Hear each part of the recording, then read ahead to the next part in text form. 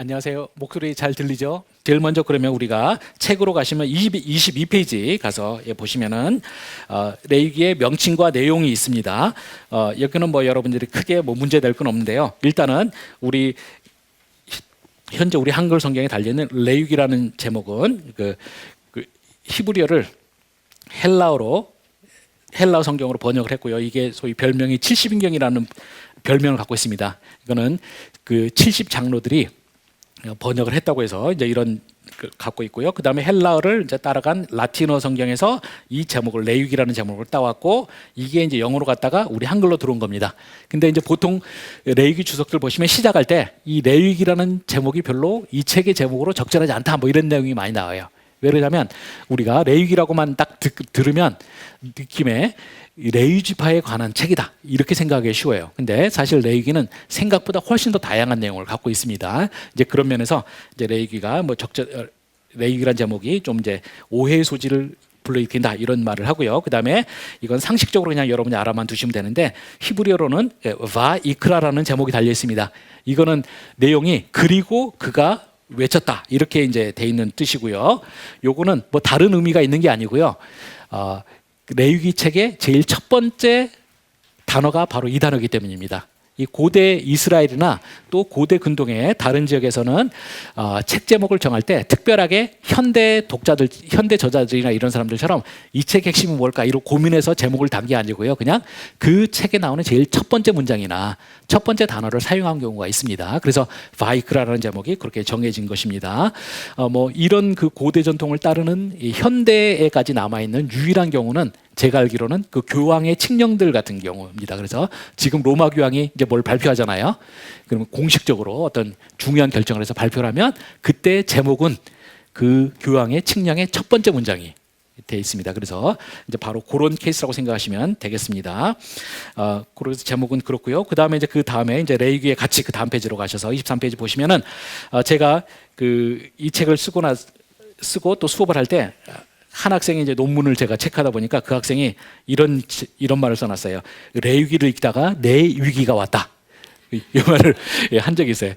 그래서 저는 이 말을 들으면서 상당히 재밌다고 생각했습니다. 굉장히 많은 사람들이 레위기를 보려고 하다가 경험하는 바죠. 도대체 이해하고 싶은데 너무 복잡한 거예요. 그래서 실제로 이제 많은 분들이 큐티 같은 걸 할 때도 이 레위기가 되면 하나님한테 기도를 하죠.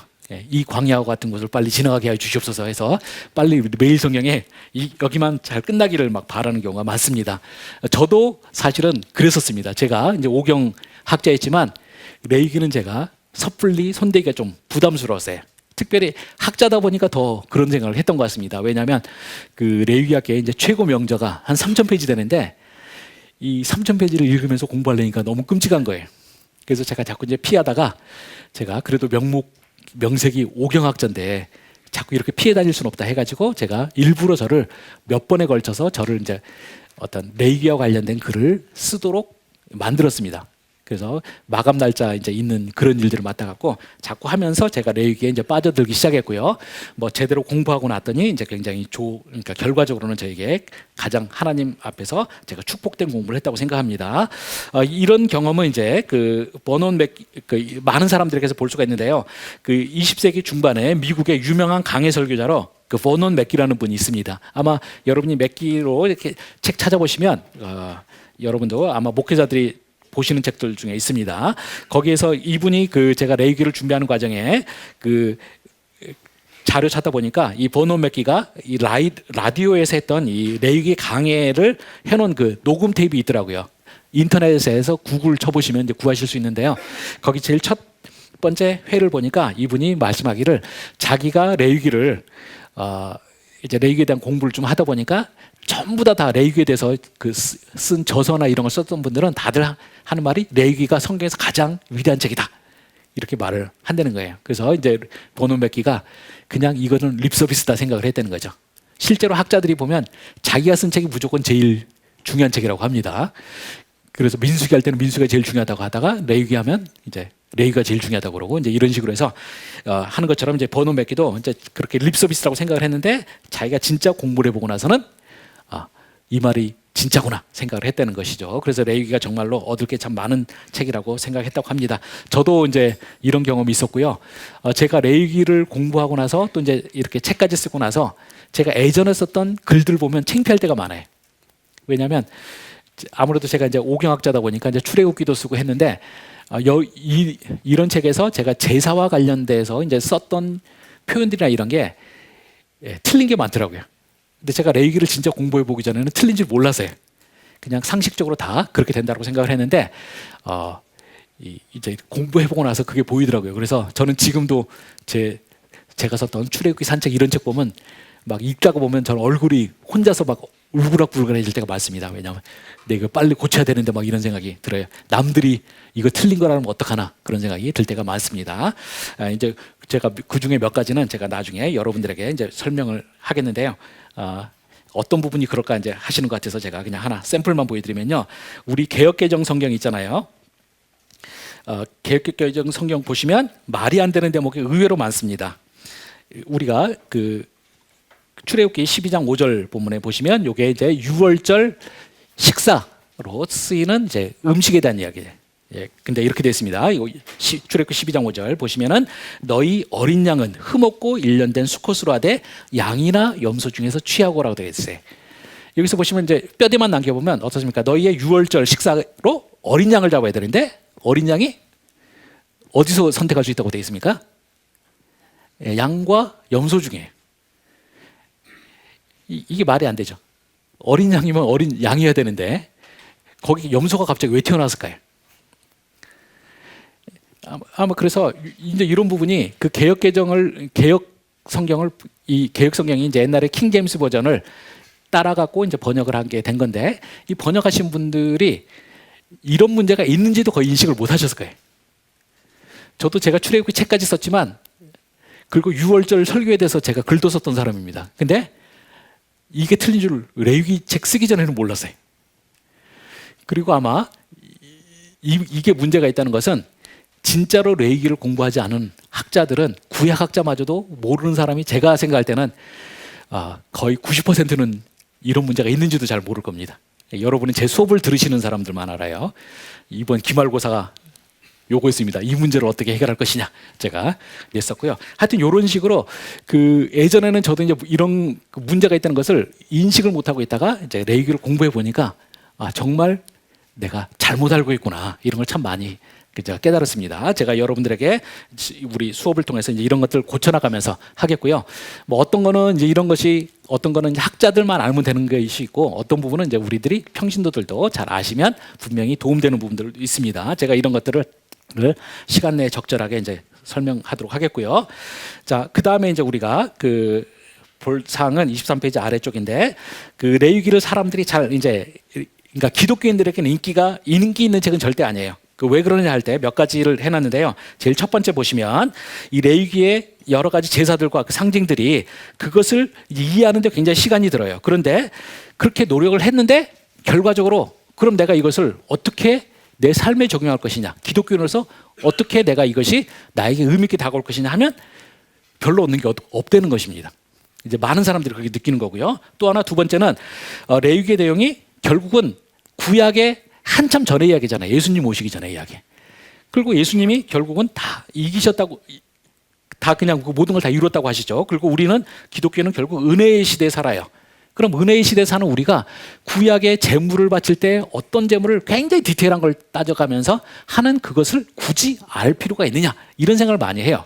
그러다 보니까 그냥 레위기는 정말 우리가 큐티 같을 때 만나면 이제 빨리 지나가게 하는 책 또는 하나님께서 나를 시험하는 책 정도 생각을 하는 경향이 있습니다. 뭐 그런 내용들이 쭉 돼 있고요. 그 다음 페이지 보시면 근데 사실은 저는 제가 분명히 레위기를 이제 책까지 700여 페이지에 책까지 쓴 사람으로서 제가 분명히 말씀드릴 수 있는데 이 레위기는 분명히 여러분이 제대로 공부하시면 성경의 그 어디보다도 많은 유익을 얻을 수 있는 책이라고 제가 분명히 단언할 수가 있습니다. 그 내용이 이제 24페이지 중간부터 나오는데요. 자, 첫 번째로 레위기는 우리가 구약의 사람들이 어떤 제물을 갖다 바쳤다 이걸 가르치는 게 포인트가 아닙니다. 만약 그렇게 포인트를 맞추면 구약의 레위기는 공부할 필요가 없는 책이에요.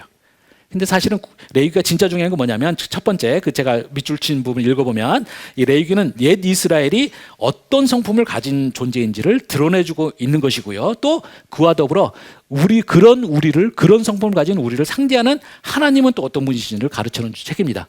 궁극적으로 우리의 성품과 하나님의 성품에 대한 가르치는 책이고요. 그 다음에 두 번째로 레위기는 하나님과 인간 사이의 모든 관계의 바탕에 갈린 기본적인 원칙들을 제시해주고 있는 책입니다. 그래서 우리가 여러분 생각해 보시기 바랍니다. 여러분이라는 존재가 구약의 여러분과 지금의 여러분은 과연 다를까요? 하나님의 성도로서 아마 거의 대부분 안 달라졌을 거예요. 그럼 하나님은 어떠십니까? 구약의 레위기를 주셨을 때 하나님과 지금 우리의 예수 그리스도 아버지로서 하나님이 과연 달라지신 분이실까요? 그렇진 않아요. 그러면 어떻게 되냐? 우리도 안 달라졌고 하나님도 안 달라졌다면 이 둘의 만남 속에서 어떤 식으로 관계가 이루어지고 또 이 관계를 유지해 나가는가 하는 측면을 배우려면 우리가 레위기는 이거보다 더 좋은 책이 없다는 것입니다. 그런 면에서 우리가 잘 공부할 필요가 있고요. 제가 첫 번째, 두 번째 포인트와 관련해서 제가 최근에 로이드 존스 목사님의 이제 그 설교와 설교자라는 책이 있는데 그 책에 보니까 이런 말이 나오더라고요. 우리가 율법을 꼭 전해야 된다 이렇게 말씀하시면서 하나님의 성품을 알려면 하나님의 율법을 보아야 합니다. 율법은 하나님과 세상의 관계, 하나님과 사람의 관계를 전체적으로 보게 해줍니다. 이런 말이 나와요. 이 로이드 존스 목사님이 그냥 전혀 다른 컨텍스트에서 하셨던 말씀이 제 레위기에서 말하고자 하는 바와 너무 잘 일치합니다. 여러분이 우리 자신에 대해서 그리고 하나님에 대해서 잘 아시고자 하신다면 레위기는 더 이상 그 좋은 책이 없습니다. 그다음에 세 번째로 레위기는 그 외에도 굉장히 다양한 걸 많이 가르칩니다. 그래서 재산권, 결혼, 이혼, 자본, 노동, 그다음에 종교, 국가 이런 문제를 다룰 때 레위기가 상당히 많은 내용을 가르칩니다. 특별히 레위기 27장부터 27장 부분이 소위 성결법이라는 본문이 나오는데요. 여기 안에 굉장히 중요한 문제들이 나옵니다. 특별히 우리 기독교인들의 경제관과 관련해서 우리가 다루는 본문이 레위기 25장에 보시면 소위 희년법 나오죠. 이 희년법 같은 경우가 바로 이 레위기에 나옵니다. 그래서 우리가 과연 기독교인의 경제 사상은 어때야 되는가 하면은 사실은 이 문제를 좀 신중하게 저희들이 공부할 필요가 있는 것이죠. 그 외에도 뭐 결혼 등등등에 대해서 참 많은 내용이 나옵니다. 그래서 레위기가 절대 제사만의 책이 아니다라는 걸 이해하실 필요가 있고요. 그다음에 네 번째로 레위기는 신약의 중요한 주제들의 출발점이다라는 겁니다. 우리가 그래서 그 다음 페이지 가서 보시면 이 해리슨이라는 그 학자가 말하기를 레위기는 신약의 모판이다 이런 말을 했어요. 우리가 만약 레위기가 없다면 우리는 예수님의 십자가 사역에 대해서 충분한 이해를 못할 수가 있습니다. 여러분이 5대 제사를 잘 공부를 하시고 나시면 이제 예수님께서 십자가 사건을 통해서 우리를 구속하셨다고 하셨는데 이 우리 구속하신 것이 과연 5대 제사 중에서 어떤 것이 적용되느냐 이렇게 볼 수가 있는 것이죠. 그냥 우리가 이걸 모르면 막연하게 그냥 예수님이 구약의 제사를 이루셨다라고 생각할 수 있어요. 근데 여러분 다 아시죠? 상식적으로 다 아세요. 그러니까 구약의 제사가 5대 제사라고 부르잖아요. 번제, 소제, 화목제, 속제제, 속건제 있어요. 아마 제가 여러분과 같이 제가 어디까지 진도가 나갈지는 이제 우리가 진도 나가면서 해봐야 되는데요. 하여튼 제 1차 목표는 제사법에 대해서 꼼꼼하게 제가 가르치는 겁니다. 근데 여러분이 배워보시면 아시겠지만 이 5대 제사가 굉장히 서로 성격이 틀려요. 그리고 하나님께서는 예수님에게 이걸 적용할 때는 이 번제적인 요소도 있고 소제적인 요소, 또 속제제적인 요소, 속건제 뭐 이렇게 다 다릅니다. 여러분이 이 레위기를 제대로 공부하시면 이 신약을 보실 때 훨씬 더 입체적으로 보여요. 그냥 예전에는 예수님이 십자가 사건을 보실 때 그냥 두리뭉실하게 느껴졌다면 이제는 아주 섬세한 조각이 있는 작품처럼 여러분이 느껴질 수 있게 되는 것입니다. 그래서 여러분이 그런 경험을 하셨으면 좋겠고요. 이제 제가 그러면 레위기 책을 쓰면서 제가 꼭 피하려고 했던 건 뭐냐 할 때 소위 알레고리적 해석이라는 겁니다. 이 알레고리적 해석은 뭐냐면 그냥 우리가 구약의 제사가 예수 그리스도를 상징한다 이렇게 말을 해요. 그러면 이제 막연하게 소는 예수 그리스도의 어떤 점을 상징하고 뭐 양은 예수 그리스도의 또 어떤 점을 상징하고 이런 식으로 쭉 나가요. 근데 그런 이제 그런 해석이 모세가 책을 쓴 이후로 거의 현대까지 이제 내려왔는데요. 이런 해석들의 문제는 뭐냐면 이 검증 불가능하다는 겁니다. 그냥 일단 찔러보는 식이에요. 그냥 그 어떤 그 레위기에 나오는 어떤 디테일한 어떤 부분이 예수 그리스도의 어떤 점을 묘사한다 이런 식으로 이제 하는데, 그럼 거기에 대해서 이제 이 반대하는 사람이 당신은 왜 그렇게 생각하시냐, 무슨 근거로 하느냐 그러면 사실 말하기가 힘들어요. 그래서 이 소위 알레고리적 해석이라는 것들이 보면 코에 걸면 코걸이, 귀에 걸면 귀걸이식으로 되는 경우가 많습니다. 이것을 바꾸는 사람이 누구냐? 아까 제가 말했던 유대인 학자 밀그롬이라고 하는 사람이에요. 그 3,000페이지 책을 쓰신 이분이 이제 바꿨고요. 그래서 여러분이 레위기에 대한 책, 모든 책을 보시면 지금 20세기 후반 이후로 모든 레위기학자들의 출발점은 무조건 밀그롬입니다. 밀그롬이 뭐라고 했고 거기에 대해서 나는 찬성한다, 반대한다 이런 식으로 나가요. 그래서 그 제가 생각할 때는, 제가 레위기 했던 공부해 본 사람으로서 생각할 때는 모세 이후로 레위기를 가장 제대로 공부한 사람 할 수 있고요. 이분이 예전과 달라진 건 뭐냐면 이분은 검증 가능한 주장을 하려고 했어요. 매 부분마다. 그럼 이제 검증 가능한 방법이 어떤 것이냐 하면 제가 나중에 제가 다시 더 설명을 할 건데요. 하여튼 그래서 지금 20세기 중후반과 그 이전의 학자들의 차이는 뭐냐면, 이제는 어떤 주장을 하고 그러면 거기에 대해서 사람들이 따지는데 논거가 존재하는 거죠. 논거들이 존재하고 그러면 반대하는 사람은 어떻게 합니까? 그 논거가 과연 맞는 해석을 했는지에서 또 이제 반박이 가능해요. 그래서 이렇게 논박을 해나가면서 레위기가 급속히 발전하고 있습니다. 그래서 저는 제가 구약학자로서 살면서 제가 20세기 중후반 이후에 태어나서 학자가 됐다는 사실에 대해서 굉장히 기뻐하는 사람입니다. 왜냐하면 성경 신학이 굉장히 중요한 발전을 20세기 중후반 이후에 했고요. 그때 이후로 했기 때문에 저는 예전에 성경 해석자들이 전혀 생각지도 못했던 거, 알지도 못했던 많은 것을 알게 됐다고 생각을 해요. 그래서 저는 정말로 하나님이 저를 이때 태어나게 하신 것에 대해서 정말 감사합니다. 물론 가끔은 제가 굉장히 괜찮은 해석을 딱 했는데 자료 뒤져보면 누군가가 해놓은 게 있어요. 그때는 제가 늦게 태어난 게 억울할 때가 가끔 있지만 그럼에도 불구하고 저는 예전 같으면 제가 궁금은 하지만 절대 답을 못 찾았을 많은 문제에 대해서 지금 20세기 중후반 이후에 가능해진 거죠. 저는 이제 그런 방법을 추구하는 거고요. 그래서 제가 이 알레고리적 해석을 저는 이제 안 하고 저는 최대한 우리들이 논리적으로 따질 수 있는 데까지만 따진다. 이게 제가 추구하는 바고요. 요게 이제 왜 필요하냐 하면은 그 보통 레위기에 대해서 그 쓰여진 20세기 전까지 책, 그다음에 또 목사님들 설교들 보면 그냥 막 어떤 그 레위기 번제 본문은 어떤 내용이다 뭐 이런 식으로 막 설교해 나가요. 근데 거기에 대해서 왜 그렇게 해석하십니까라고 따지면 잘 모르는 경우들이 굉장히 많습니다. 그래서 요런 것을 좀 바꾸기 위해서 저는 어떻게든지 저 밀그롬 이후의 방법론을 가지고 저는 이 데이터를 최대한 모아나가는 식으로 하는 거죠. 마치 우리가 레고 블럭을 많이 모아가지고 이 레고 블럭을 가지고 내가 어떤 디자인을 가지고 하나의 그 어떤 물건을, 그러니까 이렇게 작품을 만드는 것처럼 저는 하는 것이 제 포인트고요. 그래서 그 와중에서 저는 일부러 제가 그 말을 하는데요. 저는 예수님 이야기를 레위기 책에서 제 서문에 써서 썼는데 저는 레위기 책을 통해서 주석을 통해서 저는 예수님에 대한 이야기를 최대한 안 하려고 한다라는 말을 썼습니다. 아마 레위기 책 쓴 사람 중에서 이런 말을 한 무모한 사람은 제가 거의 유일할 것 같은데 저는 이제 그렇게 했어요. 왜 그러냐면 저는 결국은 레위기가 저는 예수님을 지향하고 있다고 저는 생각을 하지만 이 예수님을 너무 빨리 도입을 하면 문제가 뭐냐? 다 덮여버려요.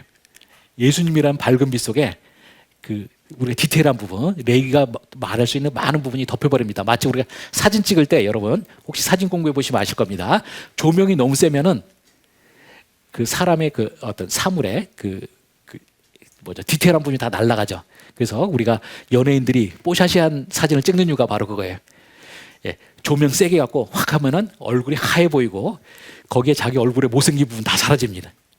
근데 바로 예수님이 하는 역할이 좀 그런 경향이 있습니다. 그래서 너무 예수님 이야기를 하면 저는 우리 기독교 신학이 너무 단순해지는 측면이 있어서 저는 최대한 예수님 이야기를 나중에 하려고 하고 있고요. 그래서 제가 서문에 저는 예수님에 대해서 될 수 있으면 안 하려고 한다. 이야기를 안 하려고 한다고 했고 근데 그럼에도 불구하고 제 신앙 고백적인 게 뭐냐? 저는 예수님에 대해서 정말 말 안 하려고 했는데 쓰다 보니까 예수님에 대해서 꽤 많은 이야기를 했어요. 그게 뭐냐? 결국 레위기가 유대인의 책이 아니라 결국 기독교인의 책이라고 하는 전 증거라고 생각합니다. 안 하려고 했는데 어쩔 수 없이 예수님 얘기가 나오는 거. 이게 진짜 신구약의 통일성을 보여주는 거라고 저는 생각을 합니다. 하여튼 그랬고요. 그래서 저는 그 제 방법이 이제 그렇다는 건 여러분이 좀 인식하시면서 보시고요. 25페이지 제일 아래에 가면 그래서 제 방법론과 같은 것에 대해서 이제 어느 정도 연결된 그 제 THM 석사과정 스승님이셨는데 그분 쓴 책에 보면 이런 말 나옵니다. 이 레위기는 보통 오늘날 교회와는 상관없는 책으로 여겨지고 있다. 중요하다고 여겨지는 몇 가지 사항들에 대해서 구약의 시대와 오늘날의 사이에 간극을 메꾸기 위해서 알레고리적인 해석이 사용되었다. 그러나 그 내용을 면밀하게 연구해 보면 알레고리에 의존하지 않고도 이게 제 연구 방법의 핵심입니다. 알레고리에 의존하지 않고도 이 책이 하나님 및 구속사에 대한 우리의 이해를 돕는데 많은 공헌을 하고 있다는 사실이 드러난다라는 것이죠. 이것을 여러분이 하시고요. 그래서 저는 여러분들에게도 제가 혹시 여러분의 이제 레위기 공부에 첫 출발을 하시는 여러분들에게 제가 먼저 가본 가이드로서 제가 조언을 드린다면 먼저 레위기 본문을 최대한 열심히 분석하고 쪼개보라고 말씀드리고 싶어요. 그리고 나서 하다 보면 예수님은 자연스럽게 들어올 수가 있습니다. 근데 먼저 예수님을 너무 빨리 끌어들여오지는 마라. 저는 그렇게 말씀드리고 싶고요. 그 다음에 이제 레위기의 문맥을 가서 이제 보도록 하겠습니다. 이 레위기의 문맥을 레위기는 그 아래 그 26페이지 그림에 보시듯이요. 이렇게 되어 있습니다. 구조상으로 가운데 레위기가 있고요. 레위기 앞에 출애굽기 25장부터 40장에 성막 본문이 있습니다. 그리고 레위기가 끝나고 난 다음에 민수기 1장부터 10장이 나오는데 이 본문도 역시 성막 본문입니다. 바로 성막을 중심으로 해서 어떻게 이스라엘이 광야 여행을 통해서 가나안 땅까지 갈 것인가 이야기예요. 그래서 결국 레위기의 문맥은 성막이다 이렇게 우리가 볼 수가 있습니다. 그래서 결국 우리가 레위기를 제대로 이해하기 위해서는 성막 신학에 대해서 잘 이해를 해야지만 된다 이렇게 말씀을 드릴 수가 있고요. 그러면 성막 신학이 무엇이냐 이거를 알아야죠. 자, 여러분 성막이 우리들에게 어떤 것을 가르쳐 줍니까? 우리가 성막 신학을 한마디로 말해서 뭐라고 말합니까? 그렇죠. 하나님의 임재라고 이렇게 이야기를 합니다. 근데 제가 이 부분은 성막이 제 박사 논문에 그 두 축 중에 하나였기 때문에 제가 이 부분에 대해서는 제가 나름대로 자신 있게 말씀드릴 수 있는데요. 성막을 하나님의 임재에 대한 신학으로만 풀면은 안타깝게도 그것은 동전의 양면 중에서 한 면만 이야기하는 것뿐이라는 겁니다. 사실은 성막은요, 이 성막은 하나님의 임재 신학뿐만 아니라 하나님의 부재 신학도 말하고 있다는 것입니다. 그러니까 하나님께서 하나님이 우리와 함께 하시는 분이라는 걸 가르치고 있지만 또 그 반면에는 그 동전의 뒷면에는 절대 거룩하신 하나님이 죄인과 결코 함께할 수 없다는 걸 가르치는 신학이라는 거죠. 이 점을 여러분이 분명히 이해를 하셔야 됩니다. 이 내용은 제가 쓴 다른 책인 출애굽기 산책이라는 책에서 제가 성막 부분에서 제가 써놨고요. 뭐 혹시 제가 여러분들과 나중에 기회가 된다면 제가 이제 출애굽기를 만약 강의하게 되면 이제 제가 요런 부분을 가지고 제가 성막도 책을 쓰려고 이렇게 자료를 충분하는데요. 이렇게 이제 하여튼 강의하는 그렇게 돼 있고요. 하여튼 핵심은 하나님의 임재뿐만 아니라 하나님의 부재에 대해서도 가르치고 있다는 걸 여러분 분명히 인식하셔야 되고요. 이렇게 그러면 성막이 하나님의 임재와 부재에 대해서 동시에 가르치고 있다는 측면을 이해하기 위해서는 여러분이 어떤 점을 보시면 되냐면 우리가 이 출애굽기 본문의 구조를 생각하시면 됩니다. 이건 여러분이 가지고 있는 자료는 없고요. 제가 그냥 여러분이 칠판에 쓰기 그래서 제가 여기다 보여드리는 건데 우리가 이 레위기의 바로 앞에 있는 그 25장부터 31장 본문에 보시면 이렇게 성막 이야기가 이런 식으로 구성되어 있습니다. 먼저 25장부터 31장에 보시면 하나님이 이제 시내산 언약의 증거물로서 하나님께서 십계명을 적은 돌판을 이제 받으러 오라고 모세한테 말을 합니다. 출애굽기 24장 12절에 가서 보시면 이렇게 됩니다. 한번 보시면은 출애굽기 24장 12절. 예, 여호와께서 모세에게 이르시되 너는 산에 올라 내게로 와서 거기 있으라. 내가 그들을 가르치도록 내가 율법과 계명을 친히 기록한 돌판을 내게 주리라라고 되어 있고요. 이 돌판에 하나님께서 십계명의 말씀을 기록하셨고요. 이 돌판이 어디로 갑니까? 성막에서? 예, 나중에 여러분 지성소 안에 있는 법궤 거기에 안에 담겨지죠. 그런 면에서 이 십계명을 적은 돌판은 이 성막의 심장이라고 할 수가 있습니다. 그래서 성막이 가장 중요한 부분이 되고요. 그렇게 해서 이제 그 앞에 있는 19장부터 출애굽기 19장부터 24장에 시내산 언약이 이루어지는데요. 시내산 언약과 성막이 바로 이 돌판으로 연결되는 것이죠. 바로 신의 선 언약을 맺고 하나님과 이스라엘 백성이 공식적으로 이제 언약을 맺고요.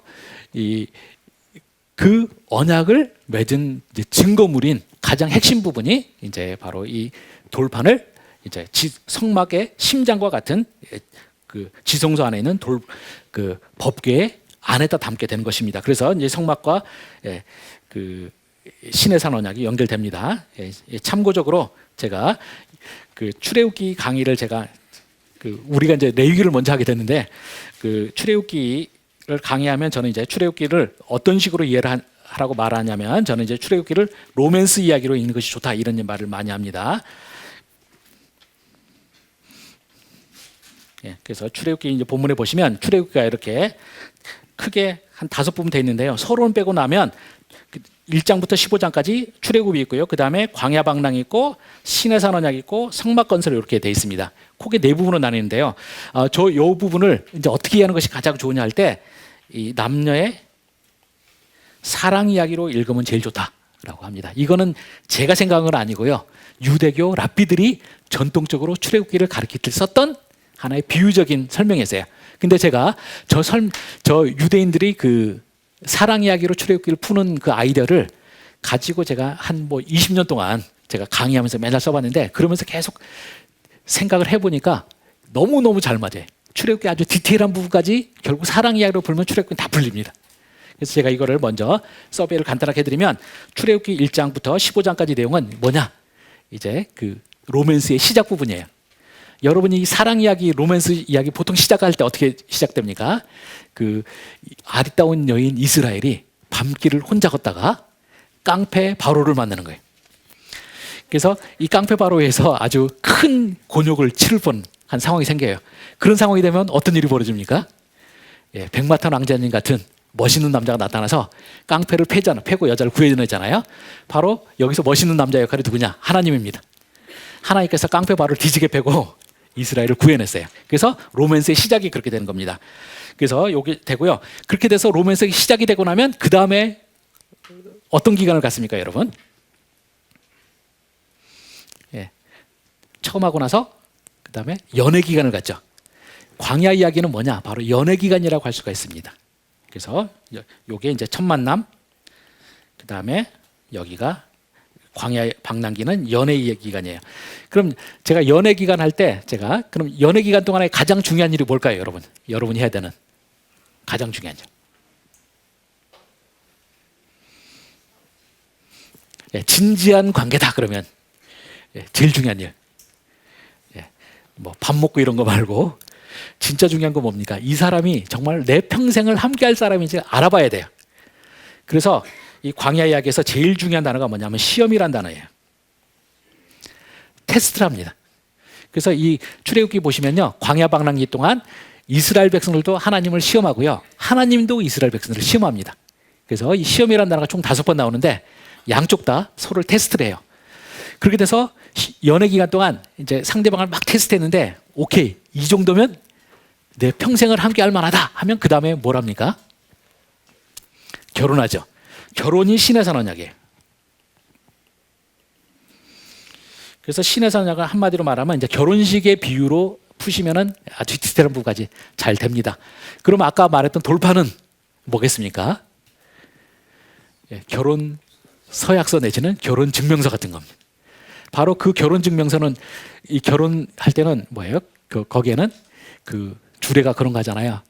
남편 누구는 신부 누구를 검은 머리가 파뿌리가 될 때까지 잘 돌보고 하겠는가 뭐 이런 거 말하잖아요.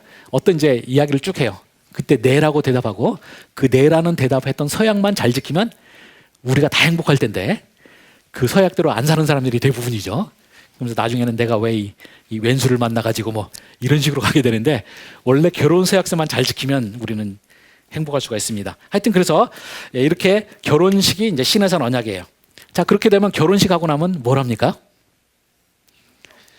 그렇죠. 여기는 이제 정상적인 분들이 계셔서 다행인데 제 어디서 수업하면서 했더니 전도사 한 명이 결혼한 다음에 뭐 하죠? 그랬더니 헤어져요 이렇게 말하는 사람이 있어요. 그래서 내가 당신은 사상이 문제다 제가 이랬던 적이 있는데 우리가 신방을 차리게 되잖아요. 바로 성막이 바로 신방이에요. 그래서 그 신방을 차리는데 이게 25장부터 40장까지 걸리는 굉장히 긴 내용이에요. 이게 제 박사 논문의 그러니까 중요한 부분이었습니다. 여러분 혹시 성막 본문 보시면서 재밌으셨던 적 있으신가요? 예, 성막 본문 보시고 재밌으셨다고 그러면 정신과 치료를 좀 받으실 필요가 있습니다. 굉장히 디테일하게 나가잖아요. 성경에서 보면 이렇게 지긋지긋한 본문이 없어요. 저는 레위기도 어마어마하게 처음에 몰랐을 때 따분하다고 생각했지만 성막은 더 심해요. 제가 기억나는 게 예전에 매일 성경에 평신도들 있는 그 원고를 썼는데 제가 이제 전공이었잖아요. 그래서 제가 저한테 일을 맡기셨던 분들에게 제가 분량을 끊어가지고 하면 안 되겠냐 했더니 매일 성경 그쪽 출판사 원칙은 우리는 그 신학자께서 무슨 생각하는지 상관없고 우리는 무조건 매일 똑같은 분량 한다는 거예요. 그래서 내가 그런 식으로 가면 적용점이나 이런 거 끌어내는 게 참 쉽지 않을 텐데 하면서도 거기서 그렇게 말하니까 제가 그럼 알겠다고 하고 나서 제 학문 생활 중에 가장 위기 중에 하나였어요. 25장 본문에 이제 열심히 이제 이 본문에서 배울 점은 이런 거다 했는데 26장 하면 똑같은 이야기 나오고 똑같은 이야기 27장 계속 하는 거예요. 그러니까 그걸 2달 해야 되는데 나중에 미쳐버리겠더라고요. 그게 이제 성막 본문인데 우리가 성막 본문을 이제 제대로 이해하지 못한 상태에서 보시면 이제 이렇게 읽을 수밖에 없어요. 이렇게 재미없는 부분이 없어요. 근데 여러분이 로맨스 이야기를 읽으면 약간 달러 볼 수 있는 부분이 있습니다. 뭐냐? 저는 제가 학위를 마친 다음에 한국에 왔고 제 아내랑 결혼을 했는데요. 신방 처음에 이제 결혼하고 이제 그 신방 꾸밀 때 보면은 어떻습니까? 이 남들이 보면 정말 징그러운 한 쌍의 바퀴벌레 같지만 하고 있는 둘이는 굉장히 신중해요. 그래서 벽에 그림 하나 붙일 때도 충분히 수평을 이뤘음에도 불구하고 두 사람은 엄청나게 따지는 거죠. 1mm 벗어났다 막 이러면서 막 해요. 왜 그렇게 하겠습니까? 서로 사랑하니까 서로가 함께 사랑이 이루어지는 그 장소를 최대한 완벽하게 만들고 싶어요. 그러니까 되게 디테일한 거 하나까지 막 하는 거예요. 한 결혼 15년 지나니까 별로 신경도 안 쓰게 되는데 처음에 신방 꾸밀 때는 막 그랬습니다. 저는 출애굽기에서 이 신방 본문, 이 성막 본문 이렇게 긴 이유 중에 하나는 저는 바로 여러분이 로맨스 차원을 생각해 보시면 되겠고요. 그래서 하나님께서 자신의 사랑하는 신부 이스라엘과 함께할 곳을 엄청나게 신경 써서 하시는 거죠. 그래서 뭐 법궤는 높이가 몇 규빗, 뭐가 몇 규빗 막 이런 식으로 따지는 것 자체가 여러분이 이것을 읽으실 때 지겹다고 생각하지 마시고 하나님께서 그만큼 자기 백성을 사랑하시는구나 이렇게 읽으시면 상당히 또 의미가 달라지게 됩니다. 하여튼 그렇게 돼서 이 성막이 이제 신방 꾸미는 내용이고요. 그것을 통해서 이스라엘 백성들이 하나님과 함께 아름답게 행복하게 사는 이야기로 끝이 나는데 제가 쭉 이야기를 했습니다. 근데 여러분이 출애굽기 중에 굉장히 중요한 본문 하나를 제가 지금 빼놓은 게 하나 있어요. 혹시 기억나시는 게 있나요? 성막 이야기 중간에 굉장히 중요한 일이 벌어지죠. 그렇죠. 황금송아지 사건입니다. 바로 이게 아까 우리가 봤던 그 본문에서처럼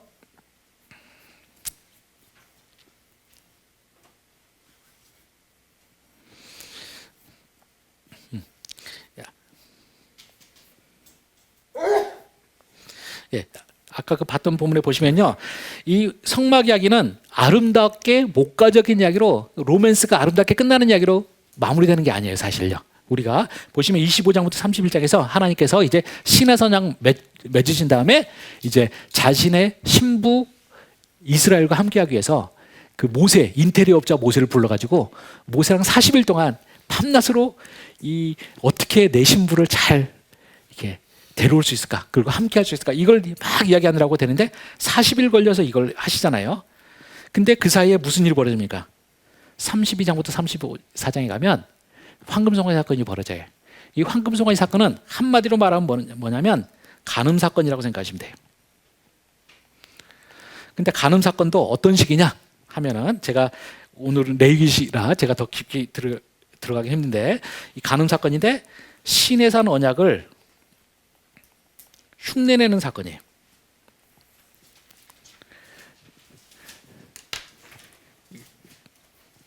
한번 제가 그냥 출애굽기 한번 32장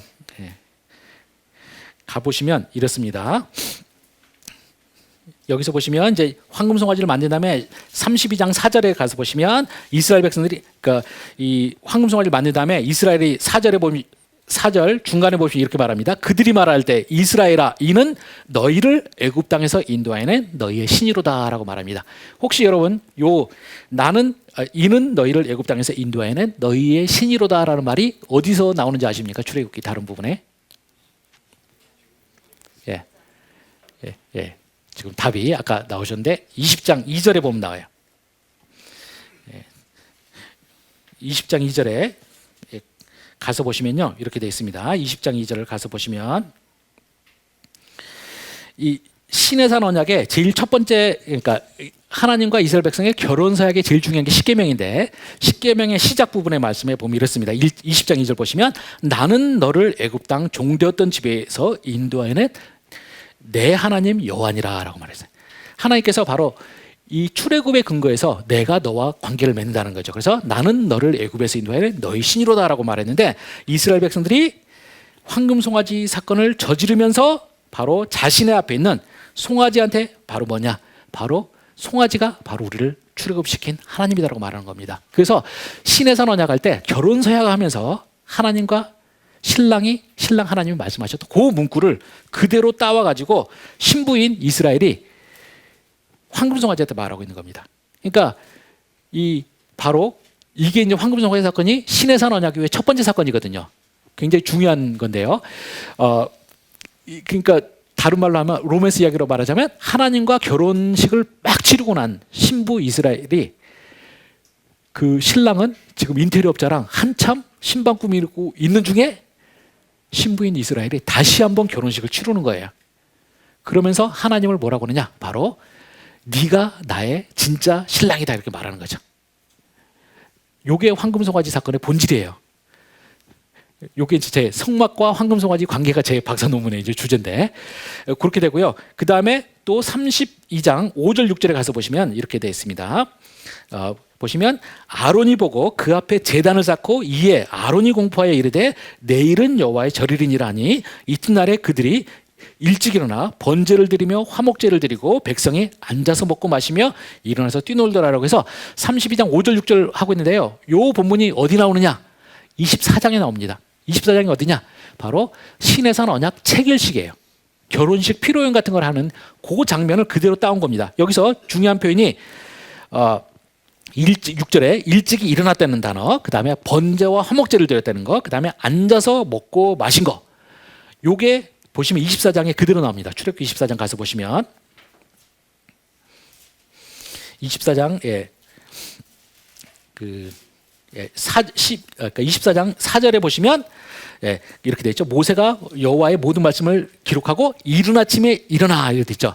이른 아침에 일어났다는 표현이 아까 거기 나와요. 이게 히브리어로는 더 똑같습니다.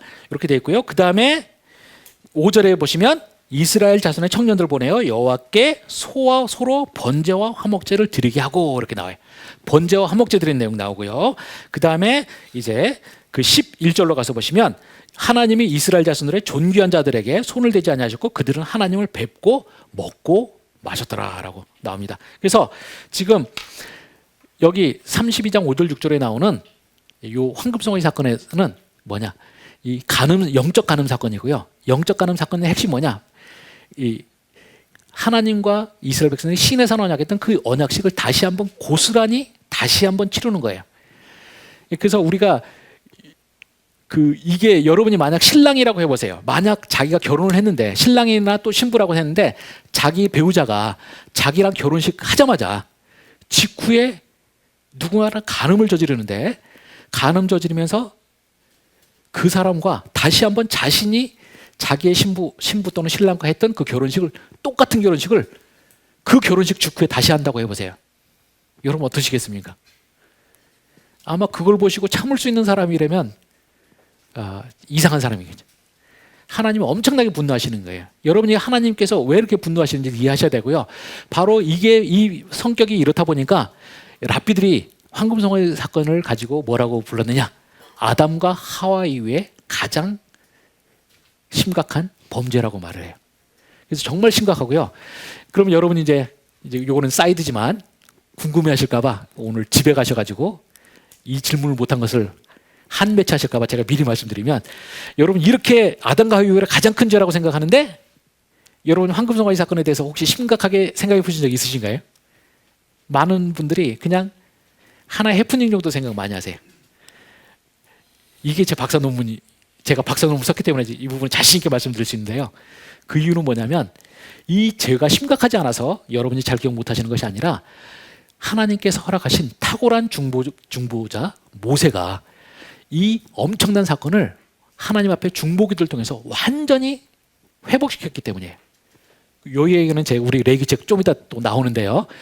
그 맥락을 위해서도 여러분이 이 이야기를 좀 알으실 필요가 있어서 제가 이제 말씀을 드리는데, 그 죄가 너무나 끔찍했지만 하나님께서 진노 중에도 보이셨던 하나님의 너무나 크신 은혜, 그 다음에 너무나 탁월한 중보자 모세가 이 죄를 너무나 깨끗하게 덮었기 때문에 우리들이 잘 기억 못하는 거예요. 그렇지만 사실은 죄의 성격이나 죄의 진행 과정, 이들이 했던 말, 이런 모든 것을 보시면은 성경에서, 구약성경에서 가장 끔찍한 죄였다는 걸 여러분이 아실 필요가 있고요. 이것을 볼 수 있는 게 뭐냐? 32장으로 가셔서 출애굽기 32장 10절에 가서 보시면 하나님께서 9절부터 보면 이렇습니다. 한번 교독해 볼까요, 여러분? 9절 10절이니까 한 절씩 하겠습니다. 여호와께서 또 모세에게 이르시되 내가 이 백성을 보니 목이 뻣뻣한 백성이로다.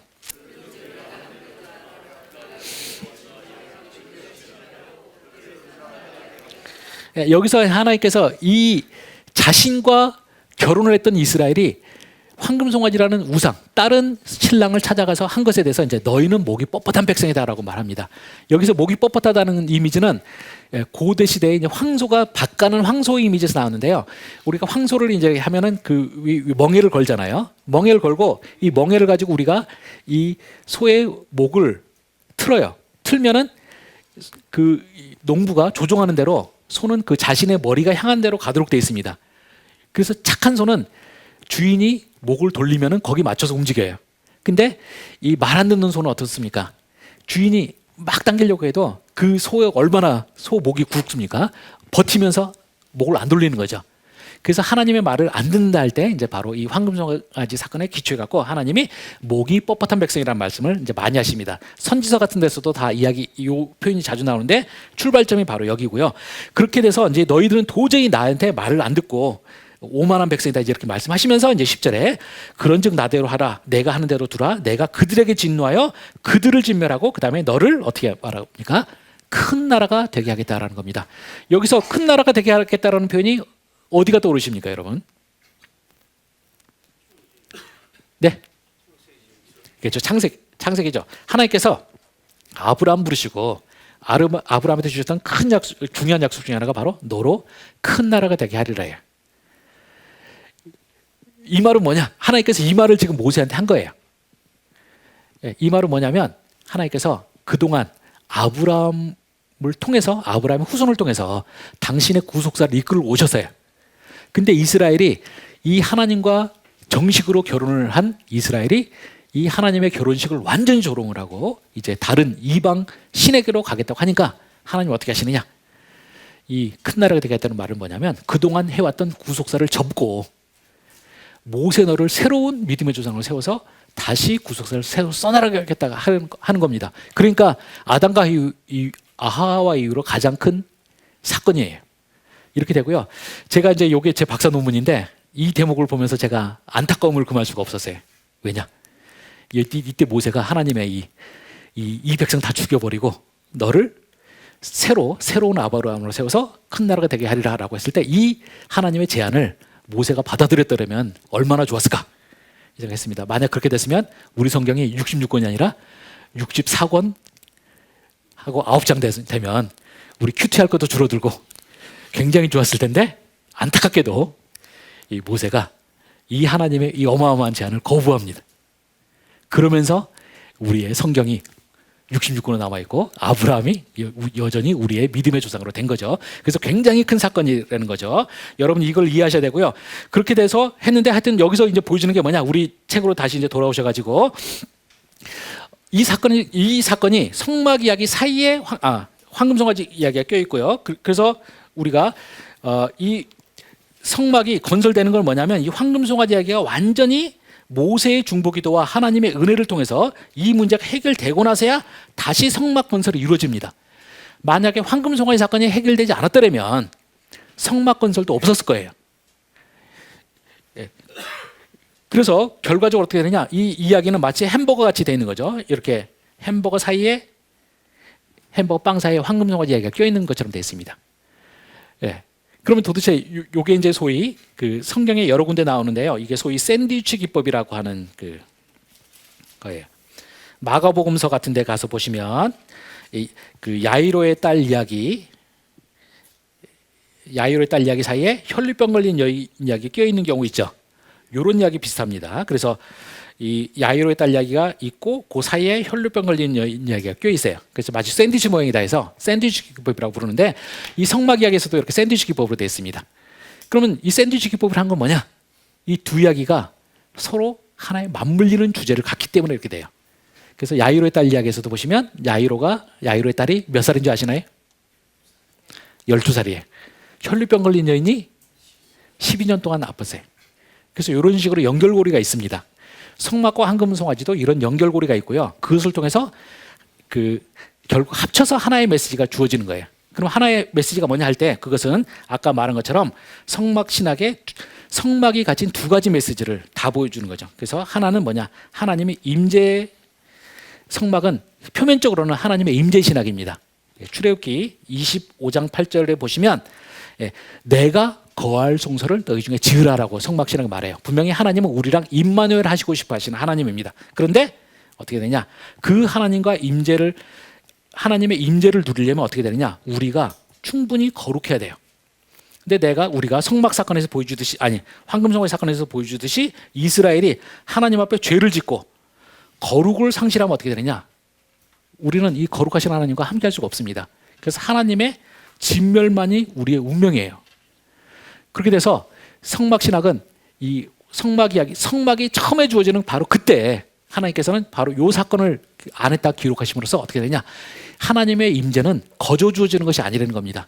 이 하나님의 임재는 오직 우리가 이 거룩하신 하나님과 함께 할 만큼의 거룩성을 가지고 있을 때, 우리가 하나님의 신부를 할 때, 우리가 하나님의 신랑 하나님의 걸맞는 거룩성을 가진 신부일 때만 우리는 하나님과 함께 할 수 있게 되는 거예요. 만약 우리가 이 거룩성을 갖지 못한다, 그러면 어떻게 되느냐, 우리는 죽는 거예요. 이 점이 바로 성막 신학이 가르치는 굉장히 중요한 겁니다. 그래서 여러분이 꼭 기억하셔야 될 게 뭐냐, 이 성막은 절대 하나님의 임재만을 가르치는 것이 아니라 하나님의 부재도 가르치는 겁니다. 우리가 이 점을 분명히 이해하셔야 되고요. 그래서 이런 면에서 제가 그 중간에 이제 그 27페이지 그 중간에서 되어 있는 것처럼, 성막은 거룩하신 하나님을 닮아 거룩한 백성을 되고자 하지 않는 자들에게는 무서운 경고를 담고 있다라는 거고요.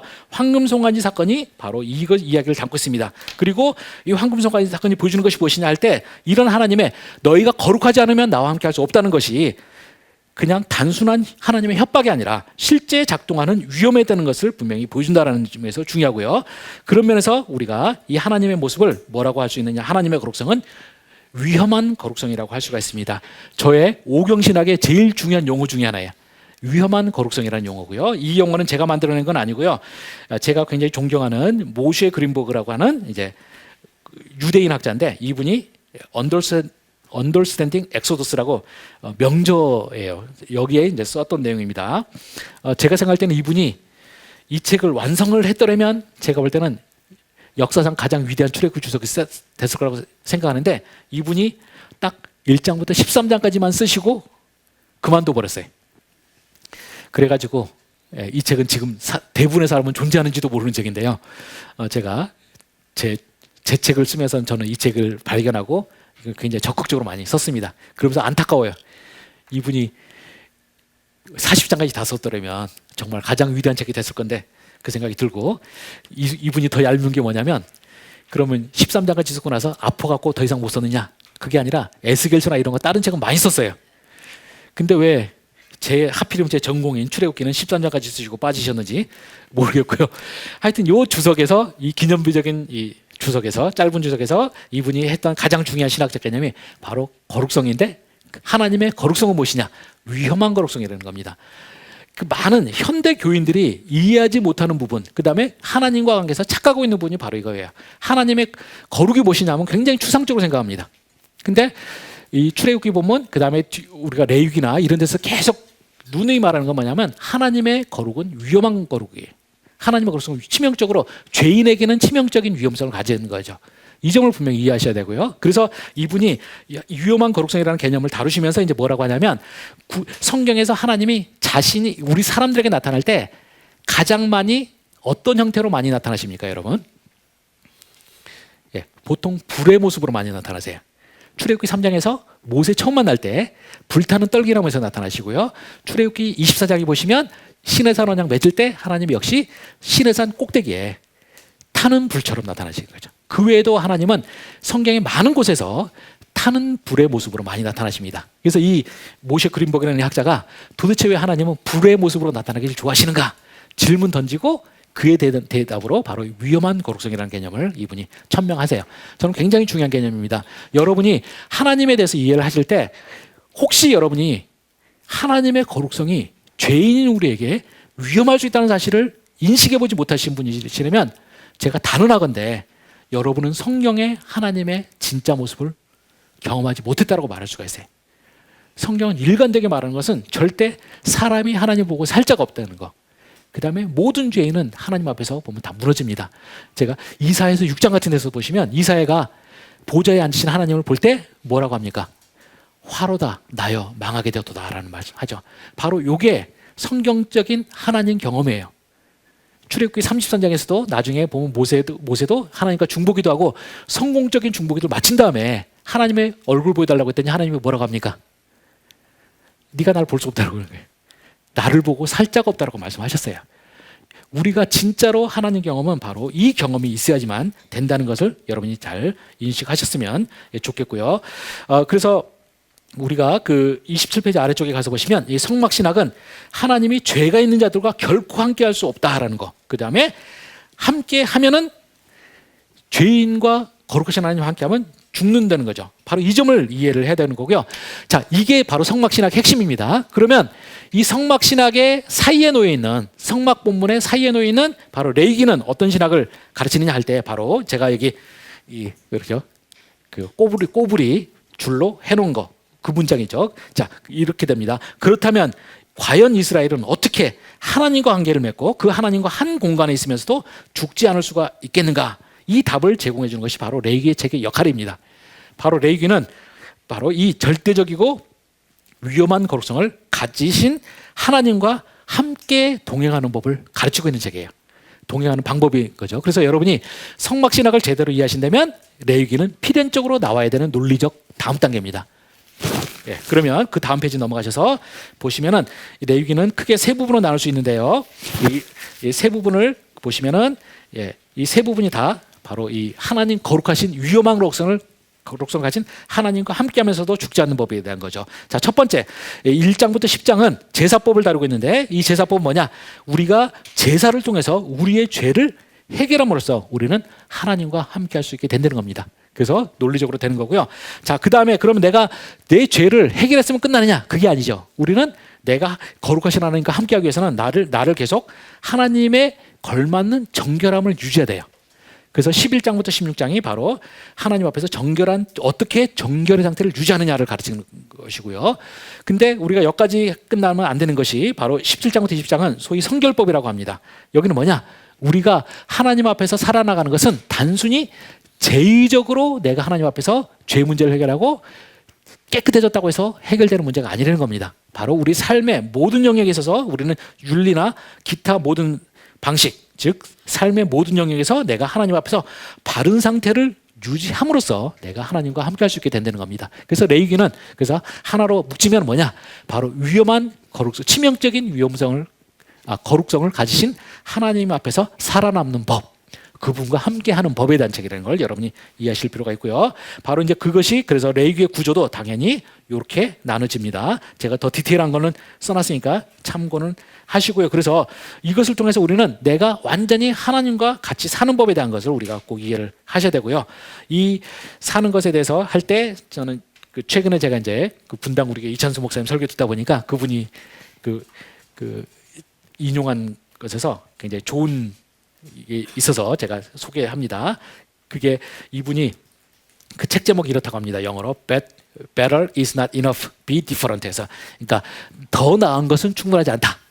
달라야 된다. 이렇게 말했는데요. 그래서 나음보다 다름이 이제 더 중요하다라는 것이죠. 그래서 이제 경영학적으로 어떻게 이 험난한 경영 환경에서 살아남겠느냐 할 때 우리가 남보다 좀 나은 존재가 아니라 아예 다른 존재가 된다. 이런 이야기를 해요.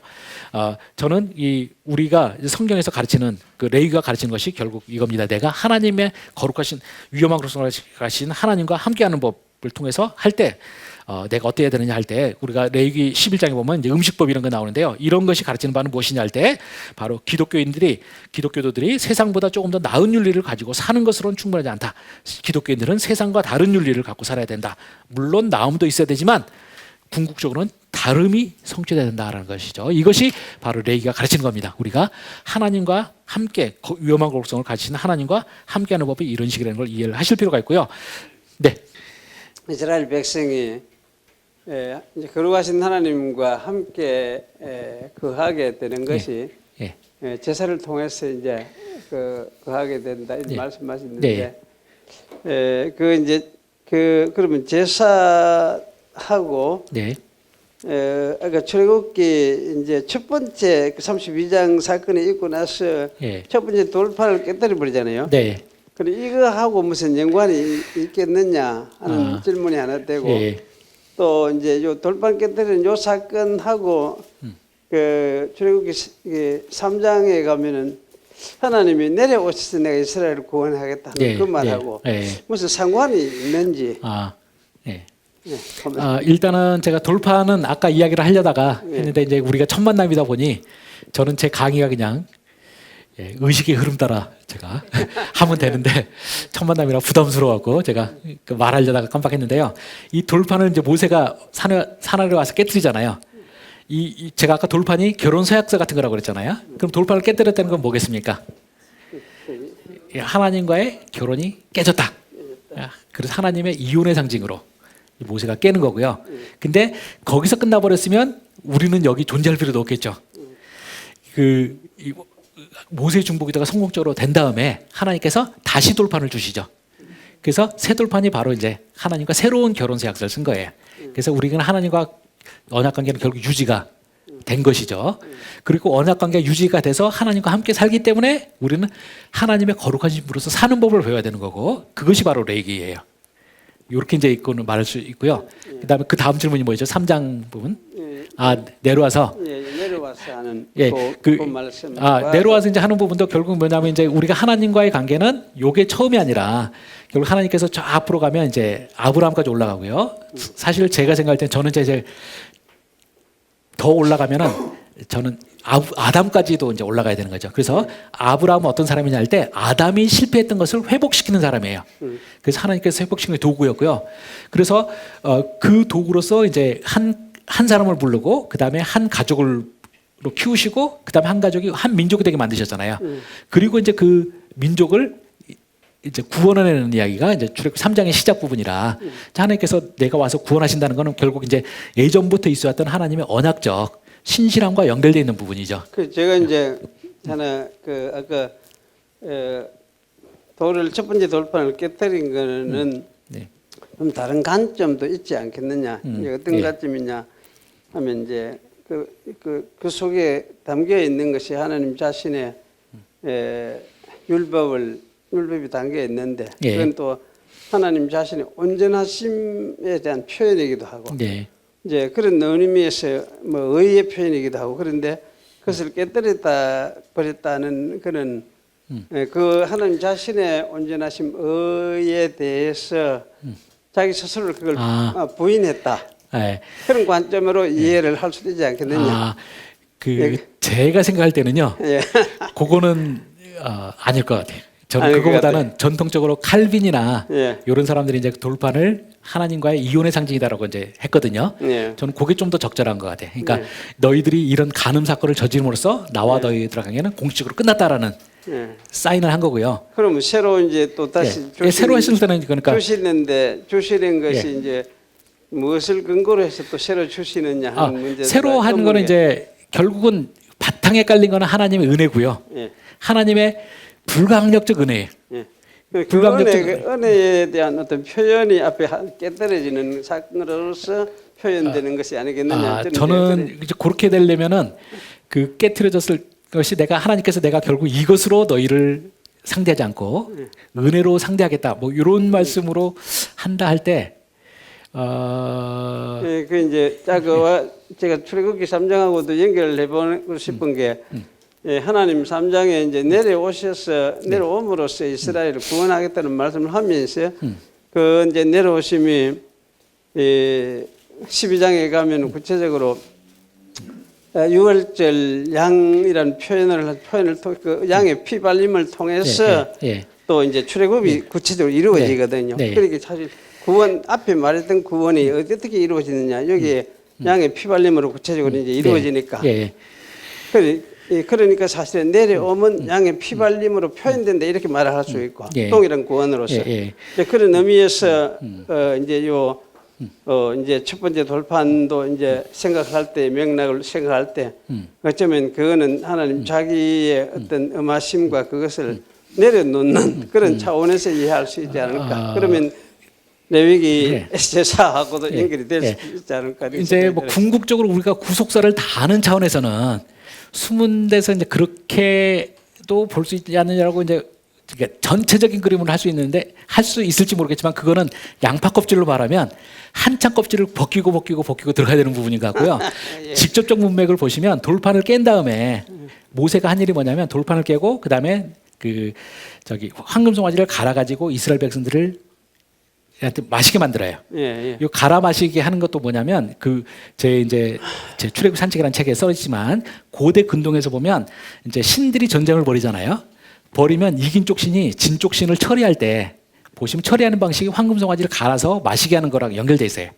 그래서 그 갈아 마시게 하는 거 뭐냐면 철저한 심판의 개념이고요. 그것을 이스라엘이 먹게 할 때는 뭐냐면 니들이 이제 했던 굳이 말하자면 너의 간음의 대상인 신랑의 몸을 먹어라 이런 식으로 되는 거죠. 굉장히 좀 잔인하게 들리지만 요거는 이제 고대 근동의 신화에 많이 나오는 모티프예요. 근데 그거를 이제 하나님께서도 고대 근동 사람은 다 이해하던 것으로 해서 철저하게 내가 이것을 이제 벌한다 차원에서 돼 있고요. 또 하나가 이제 뭐냐면 모세가 거기서 끝나는 것이 아니라 그 다음에 레위인을 시켜서 3,000명을 또 죽이는 일이 벌어져요.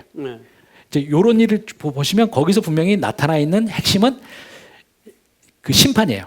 근데 심판이라 요 이야기 가면 너무 길어지는데 요거는 이제 출애굽 제가 이 모세 중보기도가 이 황금송아지 사건이 되게 어려워요. 왜 그러냐면 이 보면은 처음에 하나님이 이렇게 내가 진멸하고 너를 큰 나라가 되게 하겠다고 했는데 바로 그 다음에 모세가 첫 번째 중보기도를 하니까 하나님 바로 진멸하시려는 걸 취소해버리거든요. 그러니까 이제 많은 사람들이 어떻게 생각하냐 거기서 이미 모세의 중보기도는 끝이 났다 완성됐다 생각을 해요. 근데 그렇게 되면 문제가 뭡니까 여러분이 출애굽기 32장부터 34장까지 해서 총 3장에 걸쳐서 굉장히 길게 되잖아요. 근데 하나님께서 진멸하시던 걸 용서한 게 뭐냐면 32장 14절이에요. 총 6분의 1도 안 되는 데서 이미 이야기가 끝나버리는 거예요. 근데 그 다음에도 이야기가 계속 진행이 되거든요. 그러다 보니까 이제 출애굽기 학자들이 이걸 어떻게 해석할지를 모르는 거예요. 이미 중보기도 하고 끝나버렸는데 계속 일이 진행돼요. 그리고 진행되는 와중에 한 일이 뭐냐 바로 모세가 산 위에서는 이스라엘 백성 살려달라고 막 그랬던 모세가 정작 산을 가서는 돌판 깨고 황금송아지 가서 먹이고 그 다음 3,000명 시켜서 레위인을 시켜서 3,000명을 죽이고 하는 일을 해요. 이런 부분을 다 이해를 못하는 거예요 학자들이. 그래서 독일 신학자들이 이제 보면 본문 문서설 다루고 막 본문 쪼개잖아요. 여러 명이 저자 있다고 막 하는 사람들 중에서 어떤 분은 이 황금송아지 얘기가 총 3장에 걸쳐서 총 95절인데 저자가 몇 명이라고까지 주장한 사람이 있었냐면 33명이나 된다는 거예요. 이거 뭐겠습니까? 전혀 내용의 흐름이 일관성이 없는 하나의 콩가루 같은 거라는 거죠. 이게 제 박사 논문이 뭐냐? 이게 완전히 논리적으로 말이 된다. 이게 제 박사 논문의 굉장히 중요한 부분이었어요. 그 뭐냐? 할 때 모세가 중보기도를 한 번에 끝내려고 한 것이 아니라 모세가 이 사건이 너무나 심각한 걸 알았기 때문에 모세는 한 번의 기도로 끝나지 않는다는 걸 이해를 했어요. 그래서 모세가 3단계에 걸쳐서 이 중보기도를 했다는 겁니다. 첫 번째는 뭐냐? 하나님이 막 죽이려고 하시는 거를 일단은 그 하나님의 급격한 진노로부터 일단 이스라엘을 목숨을 살려내는 이야기예요. 그리고는 어떻게 했냐? 그 다음 단계는 점점점 하나님의 진노의 레벨을 점점 낮춰가서 최종적으로 하나님이 다시 돌판을 쓰시게까지 만드는 게 이제 모세의 중보기도 전략이었던 겁니다. 그래서 저는 3단계로 해야 된다 뭐 이런 내용이 있고요. 그래서 이제 그런 데서 보면 1단계는 분명히 돌판 깨뜨리고 그 이후에 벌어진 모든 것을 보면 전 논리적으로 그 본문에서는 하나님의 이제 그러니까 하나님께서 하셨던 그러면 이제 모세가 그럼 도대체 왜 하나님 앞에서 막 용서를 빌던 모세가 정작 산 아래 갖고는 자기가 하나님 대신 이스라엘 백성을 혼내고 있느냐? 이 부분을 이제 제가 원래 출애굽기를 해야지 제가 설명하는 건데 이 부분을 이해하시려면요, 잠깐만요, 여기까지만 말씀드리겠습니다. 이 부분을 어떻게 이해하실 수 있냐면 제가 비유적으로 말하면 이렇게 말할 수 있습니다. 여러분이 그 사우디아라비아나 이런 데 그 유전 있잖아요. 그냥 거기는 땅 아래가 전부 기름이잖아요. 이 기름밭에 불 나면 어떻게 끄는 줄 아세요? 여러분 혹시 집에서 후라이팬에서 하다가 후라이팬에 기름에 불 붙어도 물 부으면 큰일 나는 거 아시죠? 예, 근데 이 후라이팬의 기름 정도가 아니라 아예 그냥 어마어마하게 큰 땅덩이 자체가 전부 다 기름으로 되어 있는 여기에 불이 나면 어떻게 끌 것 같아요? 예, 이게 이제 재밌는 건데요. 제가 우연한 기회에 그 미국에서 유학하던 시절에 TV 보면서 들었었는데 이게 뭐냐면 당연히 물을 붓거나 이런 식으로 안 돼. 일반적인 방법으로. 그럼 어떻게 되느냐? 이 기름밭 위에 불 났잖아요. 그럼 불 위에다가 비행기가 가서 폭탄을 터뜨린다는 겁니다. 그럼 폭탄 터뜨리면 어떻게 되느냐? 우리가 불이라는 건 뭐예요? 산소가 있어야지만 타잖아요. 근데 이 폭탄을 빡 터뜨려 버리면 순간적으로 폭탄이 터지면서 그 주변에 있는 공기를 싹 다 먹어버리는 거죠. 그렇게 되면 기름이 아니라 기름 할아버지라도 불탈 방법이 없어요. 그렇게 되는 거고, 그래서 이 모세가 이 제일 첫 번째 단계는 뭐냐면, 이 부분은 좀 더 깊은 이야기까지 들어가야 되는데 오늘은 제가 출애굽기를 그만해야 되는데 자꾸 말이 나와서 죄송한데, 그 모세가 그 첫 번째 중보기도가 되게 재밌습니다. 왜냐하면 모세가 하나님을 막 야단을 쳐요. 그래서 성경에서 제일 건방진 기도가 이 모세의 중보기도예요. 첫 번째 중보기도예요. 근데 그럼 도대체 모세가 하나님을 막 야단치듯이 기도를 어떻게 할 수 있느냐 할 때 이제 탁월한 주석가들이 전통적으로 참 해석을 잘하셨는데 그분들의 말은 뭐냐면 바로 이 맞불 작전이라는 겁니다. 하나님께서 정말 화나셨을 때는 모세도 맞불나요. 그래서 그리고 이제 여기에는 맞불 놓는 데는 또 모세가 되게 하나님께서 막 진노를 하시는데 이 재미있는 게 뭐냐면 하나님의 진노의 말씀이 이제 7절부터 10절 나거든요. 화면에 좀 보시면 여기서 나오는데 이 하나님께서 막 진노하시면서 하셨던 말씀이 사실은 이 모세한테 하나님께서 뒤로 사인을 주신다는 거죠. 중보기도에 포인트를 준다는 거예요. 제가 시간상 짧게만 하면 10절에서 보시면 그런즉 내가 하는 대로 두라라는 말씀 있잖아요. 이 말씀 자체도 되게 중요한데 이 말을 여러분이 어떻게 이해해야 되느냐? 여러분 중고등학교 때 싸움하는 남자애들 싸움하잖아요. 싸움할 때 보면 싸움 못하는 애들 특징이 뭔지 아세요? 그렇죠. 나 말리지 마예요. 예, 싸움 못하는 애는 싸움 진짜 잘하는 애는 어떻게 하냐면 딱 그렇게 싸우려면 딱 가만히 있어요. 상대방이 막 떠들든 뭘 하든 할 때 너는 지져라 나는 그냥 논다 이러면서 있다가 정말 싸우겠다 그러면 준비 안 된 상태로 빡 때립니다. 이게 소위 중고등학교 싸움 전문 용어로 선빵이라는 거예요. 이걸 잘해야지 싸움 잘하는 거고요. 싸움 못하는 특징은 뭐냐? 싸움 될 수 있으면 안 하려고 하는 거예요. 근데 점점 상황이 이제 자기가 원치 않는 싸움을 하게 되면 뭐냐? 이제 자기 성질 난다고 해서 나 말리지 마 이렇게 말을 해요. 근데 그 말은 속뜻은 뭐예요? 나 말려다오예요. 그래서 제가 좋은 친구는 어떻게 되냐? 나 말리지 말라고 하는 친구는 반드시 말려줘야 된다는 겁니다. 안 말리면은 친구 말 들어줘서 안 말리면 맞아 죽어요. 그래서 반드시 해야 되고, 근데 나 말리지 말라고 했는데 안 말리면 그 다음에 걔가 하는 일이 뭐겠습니까? 옷 벗기 시작해요. 왜 옷 벗느냐? 말릴 시간을 주는 거예요. 근데 계속 옷 벗어도 안 말리면 팬티까지 벗고 가는 겁니다. 그래서 제가 말리지 말라는 친구는 말려줘야지 착한 친구다라고 하는데 이 전통적인 주석가들이 이 본문을 보면서 하나님께서 그런즉 내가 하는 대로 두라라는 이 말씀을 보면서 바로 모세는 여기서 하나님이 나 좀 말려다로 하는 사인을 들었다는 겁니다.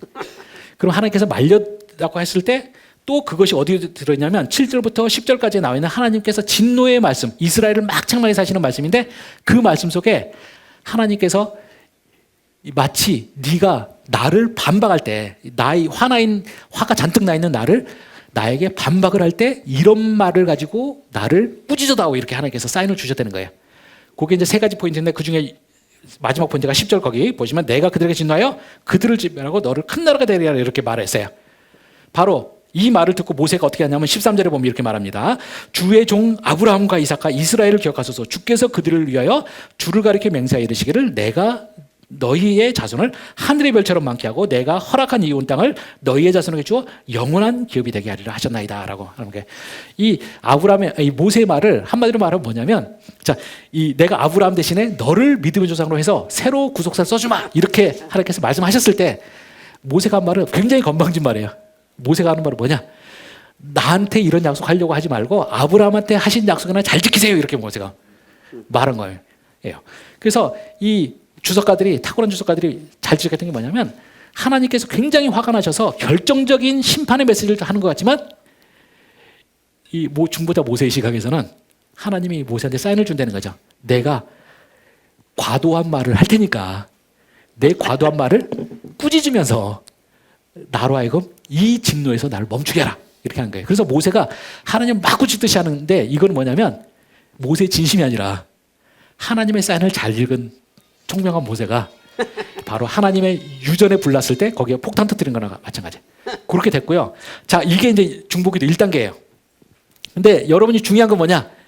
자, 여러분이 아버지가 있잖아요. 굉장히 화가 나서 자식을 막 패 죽일 것처럼 해요. 저도 이제 자식 교육 잘 시키는 줄 알았더니 얘가 사춘기 되니, 제가 이제 결혼 늦게 해갖고 제 첫째가 지금 중3인데 이제 작년 됐네요. 2019년 2월 달에 얘가 가출을 한번 했어요. 제가 공부하라고 했더니 나갔어요. 그래서 이틀 밤 밖에서 떠돌다가 들어왔는데 그 뒤로부터는 제가 혼도 못 내겠고 제가 이제 아주 속이 썩어 문드러져 가면서도 제가 인내심을 배우면서 하나님 앞에 굉장히 겸손해졌는데요. 하여튼 그때 제가 막 화가 나서 막 혹시 때렸다고 해보세요. 그때 때리면은 지혜로운 엄마는 어떻게 하겠습니까? 말려요. 말리는데 어떻게 말려요? 아버지가 너무 화났어요. 그러면은 엄마는 맞불 작전으로 나가죠. 같이 소리치면서 이 인간이 미쳤나 그러면서 막 소리쳐. 그럼 아버지가 놀래갖고 깨갱하고 잠잠하면 이제 엄마가 그렇게 빼오는 거죠. 그게 첫 단계예요. 첫 단계는 뭐냐? 첫 단계의 유일한 목표는 뭐냐면 일단은 아버지의 통제되지 않는 진노로부터 자식을 빼내는 거죠. 자, 근데 그게 문제 해결은 절대 아니에요. 그럼 2단계는 어떻게 됩니까? 이제 중보기도 2단계를 준비해야 돼요. 중보기도 2단계가 어떻게 하겠어요? 지혜로운 엄마는 아버지의 진노로부터 아들을 빼서 옆방으로 가잖아요. 거기 가서 너네 아버지 미쳤나 보다 이렇게 하면 나쁜 엄마예요. 지혜로운 엄마는 어떻게 합니까? 대신 팹니다. 엄마가 회초리 들고 막 때려요. 그러면 아들 입장에서 우리 어머니가 미쳤나 생각할 수 있지만 지혜로운 엄마는 그래야 돼요. 왜냐하면 아버지가 화를 냈을 때 자식이 잘못한 건 잘못한 거예요. 그러면 자식이 잘못한 것을 분명히 깨닫게 해줘야 돼요. 근데 아버지는 때리면 안 되지만 엄마는 때려도 돼요. 왜 그런 줄 아십니까? 아버지는 처음에 그 정당한 진노를 갖고 있는데 그 진노가 아직까지는 누그러지지 않고 통제가 안 돼요. 그때는 아버지는 때리면 안 돼요. 근데 통제가 되는 엄마는 때려도 돼요. 바로 모세가 하는 일이 바로 이런 거예요. 그래서 모세가 하나님의 진노를, 그러니까 이스라엘 백성이 잘못한 걸 지적해주고 하나님의 진노가 이런 면에서 정당하다는 걸 보여주는 거죠. 이스라엘도. 깨닫게 해주는 게 두 번째 중보기도고요.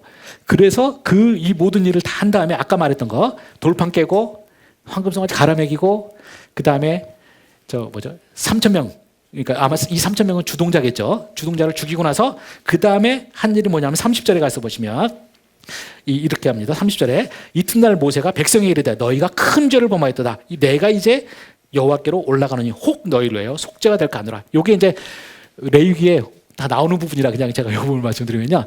자, 이게 모세가 두 번째 중보기도 할 때 지혜로운 게 뭐냐면 이스라엘한테 자신들이 하는 일이 무엇인지에 대해서 분명히 가르치는 거죠. 객관적으로.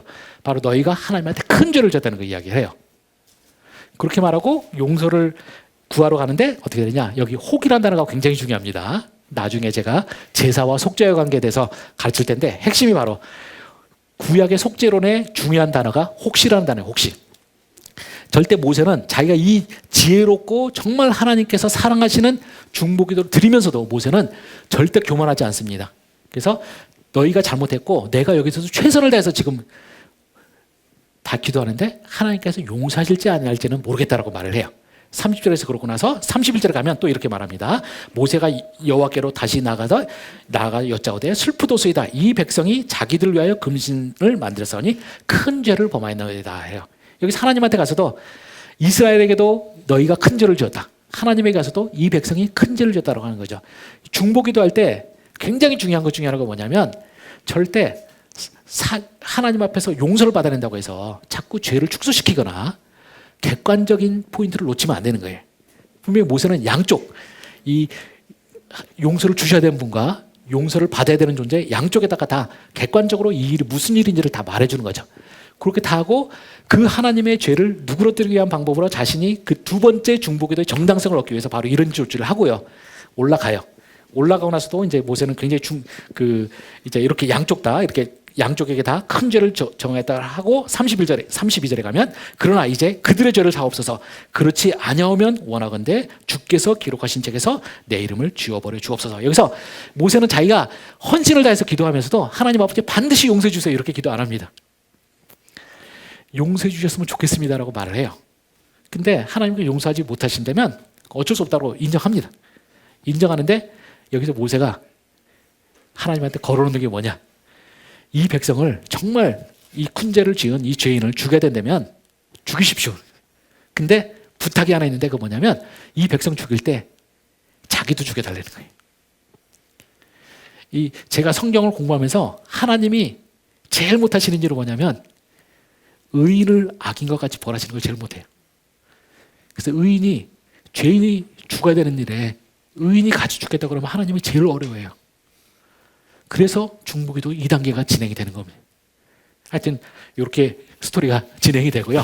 그래서 저는 거기서 분명히 돌파는 제가 볼 때는 표면적으로는 그렇게 되고 결론적으로 제가 이제 말하자면 이제 34장으로 가져가지고 한번 보시면은 그 목사님이 하신 부분도 이제 궁극적으로 더 깊은 차원에서는 충분히 이제 그럴 수도 있다고 생각하는 거는 뭐냐면 이 황금송아지 사건이 다 끝난 다음에 이 모세가 이제 하나님한테 그럼 당신을 보여주소서 그랬더니 하나님이 이제 모세에게 자신을 이제 그 자신의 앞으로 모세 앞으로 지나가신 다음에 이제 등을 보게 하시잖아요.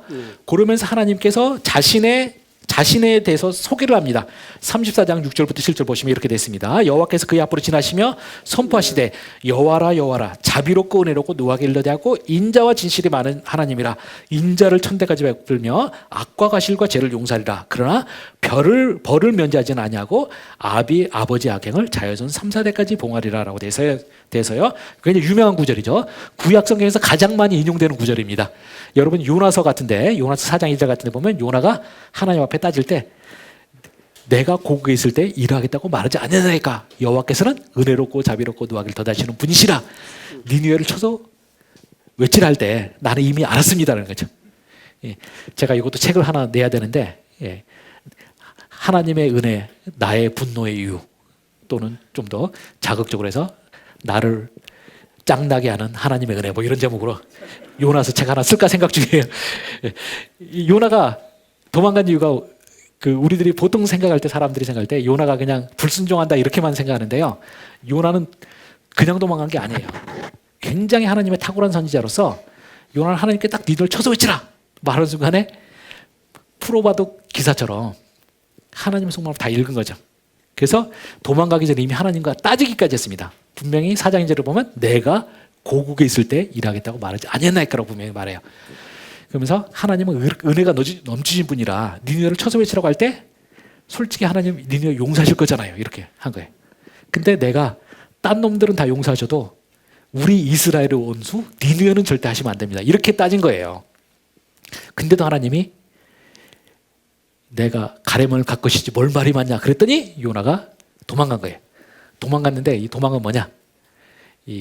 요나의 심정을 제가 굳이 말하자면요. 요나는 마치 연상과 같은 왕 아래에 있는 충신 같은 존재예요. 요나가 진짜 간신이었다면 왕이 뭘 시키든지 하면 돼요. 근데 진짜 충신은 어떻습니까? 왕이 잘못된 일을 가는 것 같으면 나서죠. 막아서요. 이게 요나고요. 근데 요나가 놓쳤던 건 뭐냐? 하나님은 연산군이 아니라는 거죠. 그 이야기가 요나의 이제 신학에 흘러가는 거고요. 하여튼 그래서 이렇게 이제 했는데 그래서 유명한 구약 성경에서 제일 유명한 구절입니다. 이렇게 됐는데 이 구절이 재밌는 건 뭐냐면 6절부터 시작해서 7절 중간까지는 하나님의 은혜에 대한 강조를 막 해요.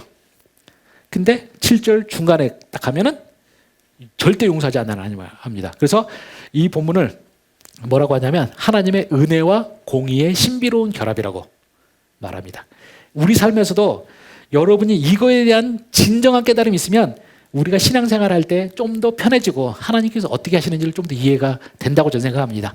바로 이 하나님의 은혜와 공의가 신비로운 방식으로 결합되어 있어요. 근데 여기서 논리적으로 어떨 때는 은혜, 어떨 때는 공의, 이게 아니에요.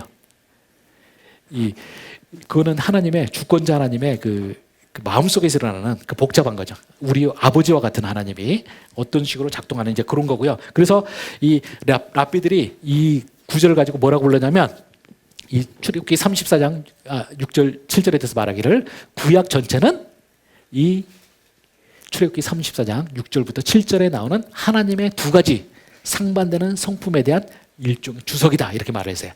그러니까 구약 성경에 벌어지는 모든 내러티브는 하나님의 은혜가 어떻게 작동하고 하나님의 공의가 어떻게 작동하는지에 대한 이야기라는 거죠. 여러분이 이거를 스위치가 어떻게 꺼지고 어떻게 켜지는지를 알면 이제 우리들의 신앙에 더 깊은 부분을 깨달을 수 있게 되는 거죠. 하여튼 뭐 그렇게 되고요. 오케이. 아까 질문하려고 하셨는데 고마워요, 원태죠. 네.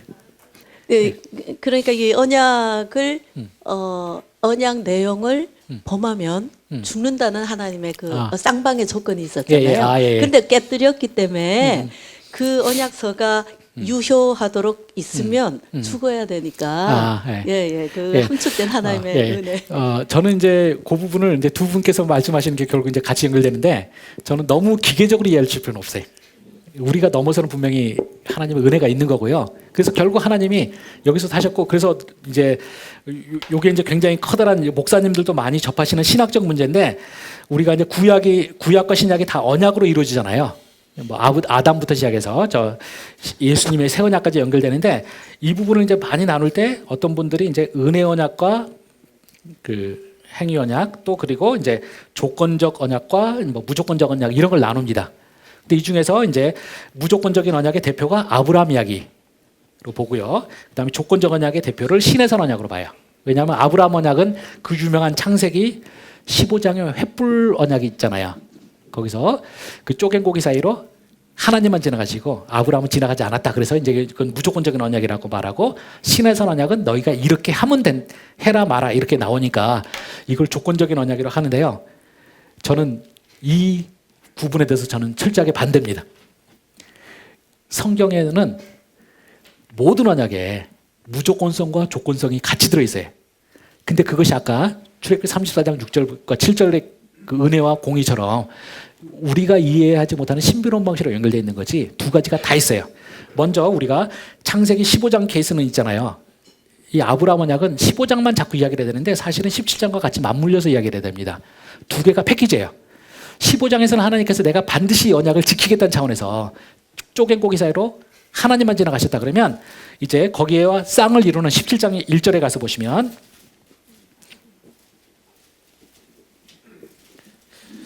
할례 언약이라고 이걸 소위 부르죠. 할례 언약 할 때 1절에서 보면 이렇게 되어 있습니다. 아브라함이 99세 때에 여호와께서 아브라함에게 나타나서 그에게 이르시되 너는 전능한 하나님이라, 너는 내 앞에서 행하여 완전하라, 이렇게 나와 있어요.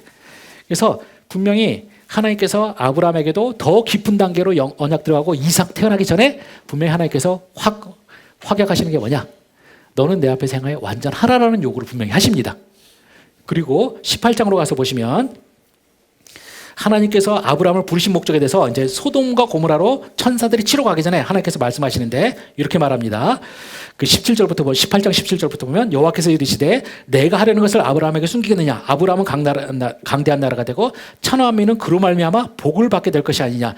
내가 그로 그 자식과 건속에게 명하여 여호와의 도를 지켜 의와 공도를 행하게 하려고 그를 택하였나니 분명히 나와요. 그래서 아브라함 언약이 절대 무조건적인 게 아닙니다. 조건적 분명히 떼요. 이 점을 분명히 이해하셔야 되고요. 그 다음에 이 아브라함 언약과 대비된다고 생각하는 조건적 언약의 대표인 신해산 언약. 신해산 언약에 대해서 제가 이제 박사 논문 쓸 때 읽었던 주석에서 말하기를 뭐냐면, 신해산 언약이 혹시 조건적 언약일 수도 있지만 이 조건적 언약은 어떻게 됐습니까? 체결된 첫 순간에 깨져버렸어요. 돌판을 깨트린 것으로. 그리고 이스라엘이 하나님의 백성으로 살아남은 건 뭡니까? 하나님께서 결국 모세로 하여금 좋은 중보기도를 하게 하시고 그것을 통해서 이스라엘을 용서하신 다음에 새로운 돌판을 주셨죠. 그렇기 때문에 신해산 언약은 굳이 말하자면 언약이 두 번이에요. 근데 첫 번째 언약, 혹시 그게 조건적 언약이라 한다면 그 조건적 언약이 이미 깨졌고 하나님의 은혜에 기초한 새 언약이 세워진 겁니다. 그래서 결국 신해산 언약도 저는 조건성과 무조건성이 있어요. 분명히 우리들한테 뭘 하라고 요구하셨지만 그것이 깨졌을 때, 첫 순간에 너무나 허무하게 깨졌을 때 결국 이스라엘 살려낸 것은 하나님의 숨겨진 은혜예요. 그래서 결국 우리가 이 땅을 살아가면서 하나님한테 가진 희망은 뭐냐면 내가 율법을 완벽하게 지킴으로써 의롭게 되는 것이 아니라 결국 하나님이 나에게 은혜를 베푸시는 것 때문에 내가 살아있게 되는 것이죠. 이 점이 성경에 일관된 거예요. 이건 계속 가서 나중에 예수 그리스도를 통한 새 언약도 마찬가지입니다. 새 언약은 무조건 내가 예수님만 믿기만 하면 구원 얻는다. 이게 아니에요. 그건 절반이고요. 분명히 내가 우리 신약의 구원론은 어떻게 되냐면 구원론의 두 축이 칭의와 성화죠. 내가 오직 믿음으로 구원 얻게 해요. 그런데 구원 얻은 우리로 하여금 네가 이제 내가 나를 믿는다고 하니까 내가 너를 구원할 테니까 너는 이제 개망난이처럼 어떻게 살아도 무조건 천국의 티켓 받았다 이렇게 말씀하시나요? 절대 아닙니다. 바로 우리를 의롭게 하신 우리를 하나님께서는 우리를 성화 과정을 겪게 하세요. 그래서 우리는 진짜 여러분이 구원 얻은 성도면 구원의 조건이 아니라 구원의 열매로서, 여러분이 진짜 구원 얻은 성도면 구원의 열매로서 하나님의 거룩을 향한 추구가 있어요. 여기까지가 나타나는 것이 진짜 구원의 증거예요.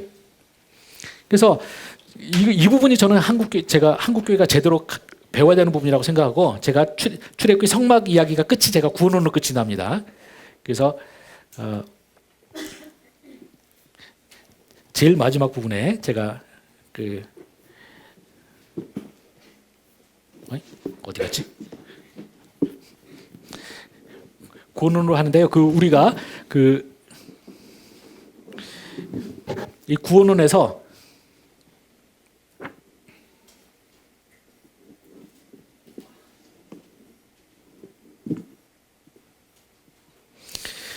우리 구원론의 끝이 가면 어떻게 되냐? 우리가 구원의 단계가 총 9단계가 있는데 이 9단계 중에서 뭐 제일 중요한 게 양대축이라고 하는 것이 바로 칭의가 있고요. 그다음에 성화가 있습니다. 두 가지가 다 같이 함께 해야지 진정한 구원이에요. 근데 이제 안타깝게도 말틴 루터의 종교 개혁을 오해하는 사람들이 자꾸 칭의만 이야기해요.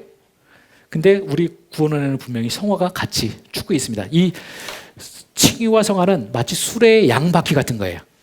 둘 중에 하나의 바퀴만 있으면 수레는 옆으로 넘어집니다. 그래서 이렇게 우리가 이해를 하셔야만 되고요. 그래서 그러니까 우리는 예수 그리스도의 구원 행위를 통해서 우리가 지금 하나님과 관계를 맺고 있는 건데, 우리 새 언약에서도 분명히 칭의라는 거, 무조건성과 성화라는 조건성이 분명히 하나의 균형을 이루고 있다는 걸 여러분이 분명히 이해를 하셔야만 됩니다. 제가 이제 그 점을 이제 말씀을 드릴 수 있고요. 그래서 여러분이 이 부분을 이제 일단은 정리를 좀 해야 될 것 같은데, 우리가 성막 신학은 아까 이제 정리하자면 하나님은 무조건 우리와 함께 하신다는 게 아니라 하나님과 함께 하려면 우리가 거룩해야 된다는 걸 가르치는 거고요. 그래서 임재와 부재가 결합된 거, 동전의 양면처럼 돼야지 진짜 성막 신학이고요. 그러면 그 성막 신학에 가르치는 부재 부분이 가르치는 게 뭐냐? 하나님은 위험한 거룩성을 가지신 분이라는 겁니다. 그러면 내가 위험한 거룩성을 가지신다 분이다. 그럼 내가 그분이 나와 함께 하겠다 그러면 어떻겠습니까? 이게 하나님과 함께 한다는 거는 이거 우리는 너무 좋아하는데, 사실 하나님의 위험한 거룩성을 생각하면 이 하나님과 함께하면 이건 시한폭탄을 들고 다니는 거랑 마찬가지. 굉장히 위험한 일입니다, 신학적으로. 근데 이때 그럼 우리가 이 시한폭탄이 아니게 되는 것이 무엇이냐? 바로 레이가 가르치는 거죠. 나의 죄 문제를 하나님 앞에서 적극적으로 해결하고, 그다음에 내가 하나님의 정결한 백성으로 살고, 그 나의 하나님께 제의적으로 정결한 것이 내 삶의 모든 영역에까지 하나님 앞에 거룩한 존재로서 살아나는 걸, 이걸 하면 이제 되는 거고요. 제가 여긴 연결된 거라 제가 좀 시간이 좀 많이 가긴 했는데 제가 이 부분까지 말씀드리고 할게요. 그럼 제가 레위기가 그래서 세 부분으로 된다는 거 제가 아까 말씀드렸고요. 그럼 이걸 제가 자의적으로 한 것이냐? 그럼 그렇지 않다는 겁니다. 요걸 제가 이렇게 세 부분을 나누게 된 건 뭐냐면 레위기 본문 안에 나와 있어요. 레위기 10장 8절부터 11절이고요. 이 레위기 8장부터 11절을 이해하기 위해서는 여러분이 어디 이해하셔야 되냐면 레위기 10장 1절부터 2절 사건을 이해를 하셔야 됩니다. 한번 우리가 레위기 10장 1절부터 2절 사건을 보겠습니다. 이 사건이 왜 중요하냐면요.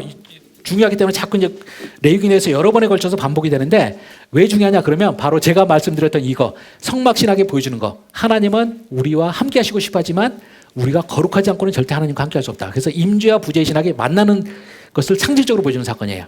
왜냐하면 여기서 10장 내용은 뭐냐면 이제 나답과 아비후가 그 전에 있었던 그 8장과 9장을 통해서 이스라엘 백성들이 처음으로 이제 제사장이 만들어지는 겁니다. 여기 가서 보시면 레위기 1장부터 10장에서 그 앞장 거기서 보시면 1장부터 7장이 5대 제사에 대해서 가르치고요. 이 5대 제사의 본문의 기초에서 8장부터 10장에서 이제 제사장 첫 번째 제사장 위임식이 치러져요. 그래서 이제 이스라엘의 첫 번째 대제사장인 아론과 그의 아들들이 제사장으로 되는 사건이 치러지는 겁니다. 거기서 8장과 9장에서 이렇게 유임식을 치르고요. 10장은 뭐냐? 바로 처음으로 역사상 최초로 제사장이 된 사람들이 제사장 사역을 하려고 성막 안으로 들어갔다가 벌어진 사건이에요. 그래서 한번 보면은 이렇습니다. 레위기 10장 1절 2절 한번 교독을 한번 해보겠습니다. 저 먼저 읽겠습니다. 아론의 아들 나답과 아비후가 각기 향로를 가져다가 여호와께서 명령하시지 아니하신 다른 불을 담아 여호와 앞에 분향하였더니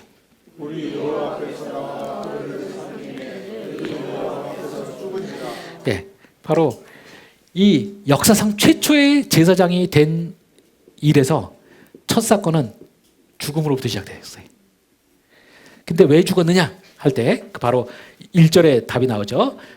여호와께서 명령하시지 아니하신 다른 불을 담아서 가지고 왔다가 죽은 겁니다. 그래서 이 바로 죽은 이유는 바로 하나님께서 명령하시지 않은 다른 방식을 했고요. 여기서 다른이라는 표현이 굉장히 중요한데 여러분이 제 책을 이제 구입하신 분들은 거기에서 좀 보시면 좀 도움이 될 텐데요. 이 다른이라는 단어가 히브리어로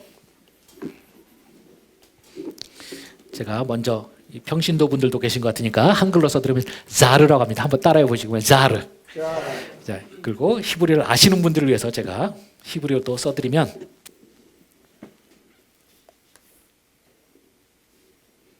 이렇게 씁니다. 히브리어로 자르. 굳이 영어로 쓰자면 ZR 정도로 되는 그 스펠링은 되는 거고요. 근데 자르가 뭐냐?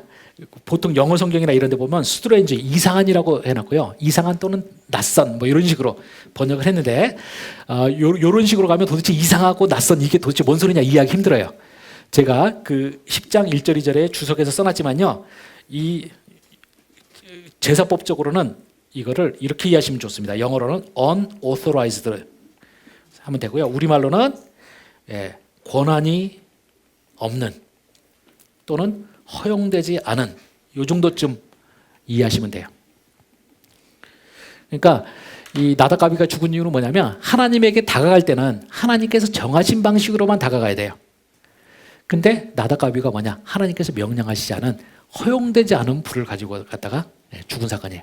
그래서 바로 요 첫 사건을 통해서 보여주는 거 뭐냐? 하나님은 우리가 함부로 다가갈 수 있는 분이 아니라는 거죠.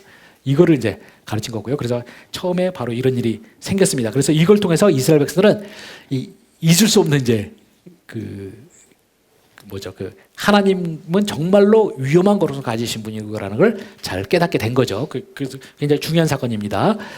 그리고 이제 요거를 하면은 요 사건을 보면 이제 사람들이 가끔 가다가 이제 오해를 많이 하는데 하나님이 구약에서 하나님을 좀 거치시고 좀 더 폭력적이고 신약은 좀 부드럽다 이렇게 많이 생각을 해요.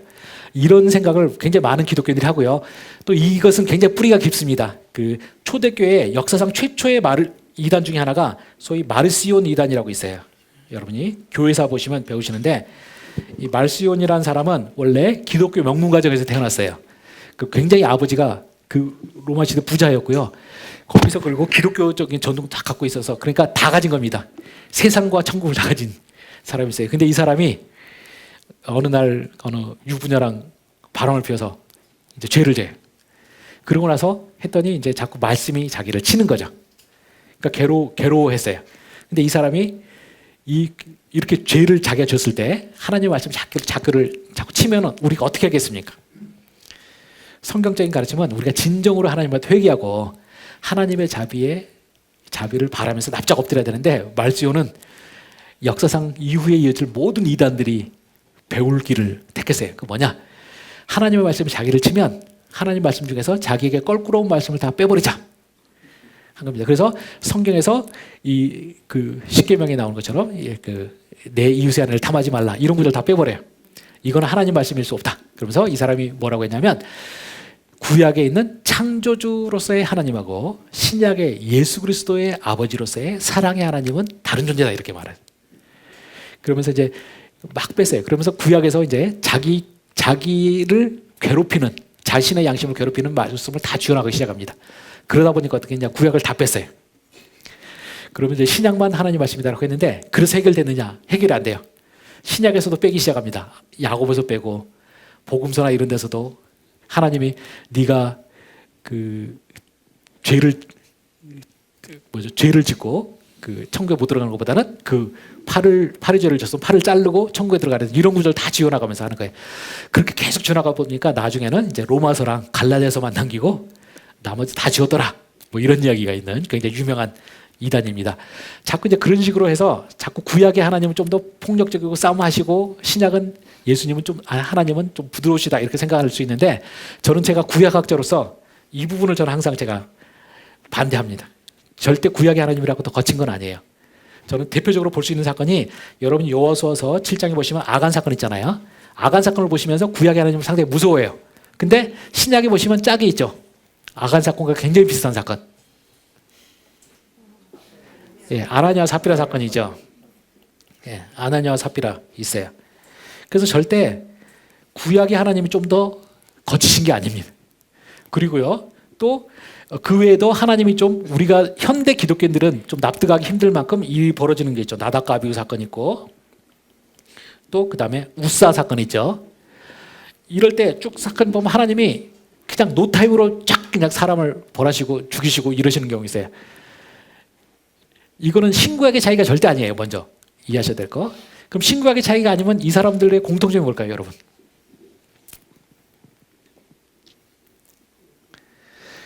예, 최초의 사건들이에요. 예, 전부 최초의 사건입니다. 우리가 아간 사건, 이제 하나님의 백성이 약속의 땅으로 들어가는 첫 순간에 벌어진 사건이에요. 그때 그렇게 되면 어떻게 됩니까? 하나님께서 제가 볼 때 일벌백계식으로 하시는 것 같고요. 아나니아 삽비라도 뭡니까? 하나님의 새로운 공동체가 막 시작될 때 일이 벌어지는 거죠.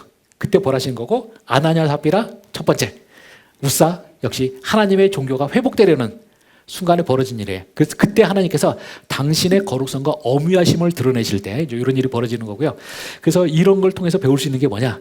예, 죄를 지으려면 1등으로 하지 말고 2등으로 해라. 이런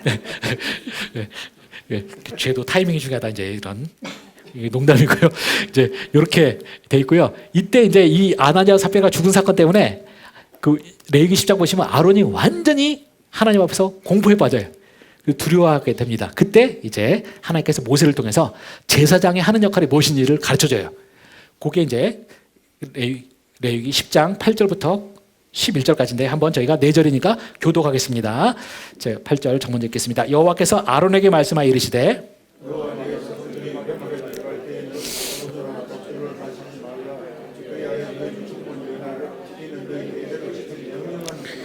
그리하여야 너희가 거룩하고 속된 것을 분별하며 부정하고 정한 것을 분별하고.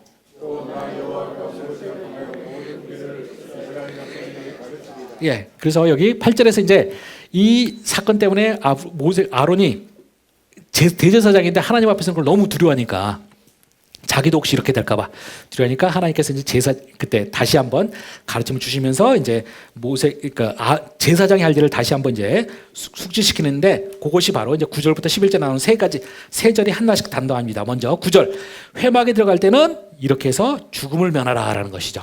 이게 뭐냐? 바로 레위기 1장부터 10장에 나오는 제사법이 가르치는 거예요. 바로 내가 하나님 앞에 다가갈 때 어떻게 죽음을 면할 수 있느냐? 이걸 가르치는 거고요. 자, 10절은 뭐냐면 거룩한 것과 속된 것을 분별하고 부정한 것과 정한 것을 분별하고라고 나옵니다. 이것이 바로 레위기의 두 번째 부분, 레위기 11장부터 16장까지 나오는 정결법이 가르치는 내용입니다. 그리고 세 번째, 그 모세를 통하여 모든 규례를 이스라엘에게 가르치라 해서 각종 다른 규례를 다 가르친 것이 바로 17장부터 27장에 나오는 성결법입니다. 여기에는 그 이스라엘 사회 속에서 벌어질 수 있는 각종 모든 사람들에 대한 윤리를 가르쳐요. 그래서 저는 레위기를 이렇게 세 부분으로 나눠야 된다고 생각하고요. 그 세 부분이 바로 본문 내에 세 부분 구분법이 나타나 있다는 걸 말씀드리고 싶고요. 여기서 이제 그 다음 페이지를 가시면 이 세 부분은 됐지만 이 중에서 이렇게 말할 수가 있습니다. 27절인데 이 중에서 첫 두 부분이 좀 더 밀접합니다. 왜냐하면 여기서 10장에서 나다갑이가 죽는 사건이 나타나고요. 이제 16장 여기 그러니까 두 번째 섹션의 마지막 부분은 제 16장이 대속죄일의 규례인데 대속죄일의 시작이 뭐냐? 다시 한번 나답과 아비후를 언급합니다. 그러면서 하나님 앞에 다가갈 때 죽지 않는 법에 대한 이야기를 다시 해요. 그렇게 해서 이 두 부분이 소위 여기에 이제 큰 틀에서 소위 제일법이라고 부를 수 있는 거죠. 제일법적으로 연결돼서 좀 더 가깝게 되고요. 여기서 이 두 가지를 다 엮어서 이제 속죄일이 무엇이냐 할 때 속죄일은 이 모든 구약의 제사의 황제라고 할 수가 있습니다. 그래서 이 평소에도 속죄를 하지만 그럼에도 불구하고 미처 해결하지 못했던 것을 마지막에 이제 16장에 가셔서 다 해결하는 것이죠. 그래서 여기 레위기 16장 16절을 보시면 되겠는데 한번 레위기 16장 16절입니다. 예. 16장 16절 곧 이스라엘 자손의 부정과 그들이 범한 모든 죄로 말미암아 지성소를 위하여 속죄하고 또 그들의 부정한 중에 있는 회막을 위하여 그가 찰 것이나 이렇게 돼 있고 뭐 참고적으로 21절 뭐 그다음에 30절도 이렇게 연결 구절로 볼 수 있는데요. 바로 대속죄일 날 바로 이런 모든 죄 문제를 이제 해결하게 하는 이야기로 나와요. 그렇게 돼서 이렇게 돼서 결국 1장부터 16장까지는 이렇게 서로 나뉘기도 하지만 연결성도 이렇게 나답과 아비후 사건을 통해서 연결돼 있고요. 이것을 통해서 이스라엘이 다 모든 죄와 부정을 다 해결하고 나면 어떻게 되냐? 그 다음에 하나님의 백성이 거룩하게 살아나가는 디테일한 부분 나머지로 가게 되는 것이죠. 그래서 뭐 17장부터 19절 27장 중에 보시면 그 중간에 보면 19장은 여러분이 아는 내 이웃을 내 몸처럼 사랑하라 이런 게 나오는 본문이고요. 19장이 별명이 뭐냐면 레위기의 십계명이라고 부르는 본문이에요. 거기 보시면 마치 십계명 비슷한 내용이 쭉 나옵니다. 그래서 이런 식으로 크게 세 섹션이 돼 있고 그것들의 관계는 이렇게 된다는 걸 여러분이 이해하시면 되겠습니다. 일단 여기까지 해서 우리가 첫 세션은 마치고 여러분도 잠깐 쉬셔야 될 테니까 잠깐 쉬셨다가 그 다음 섹션 들어가도록 하겠습니다.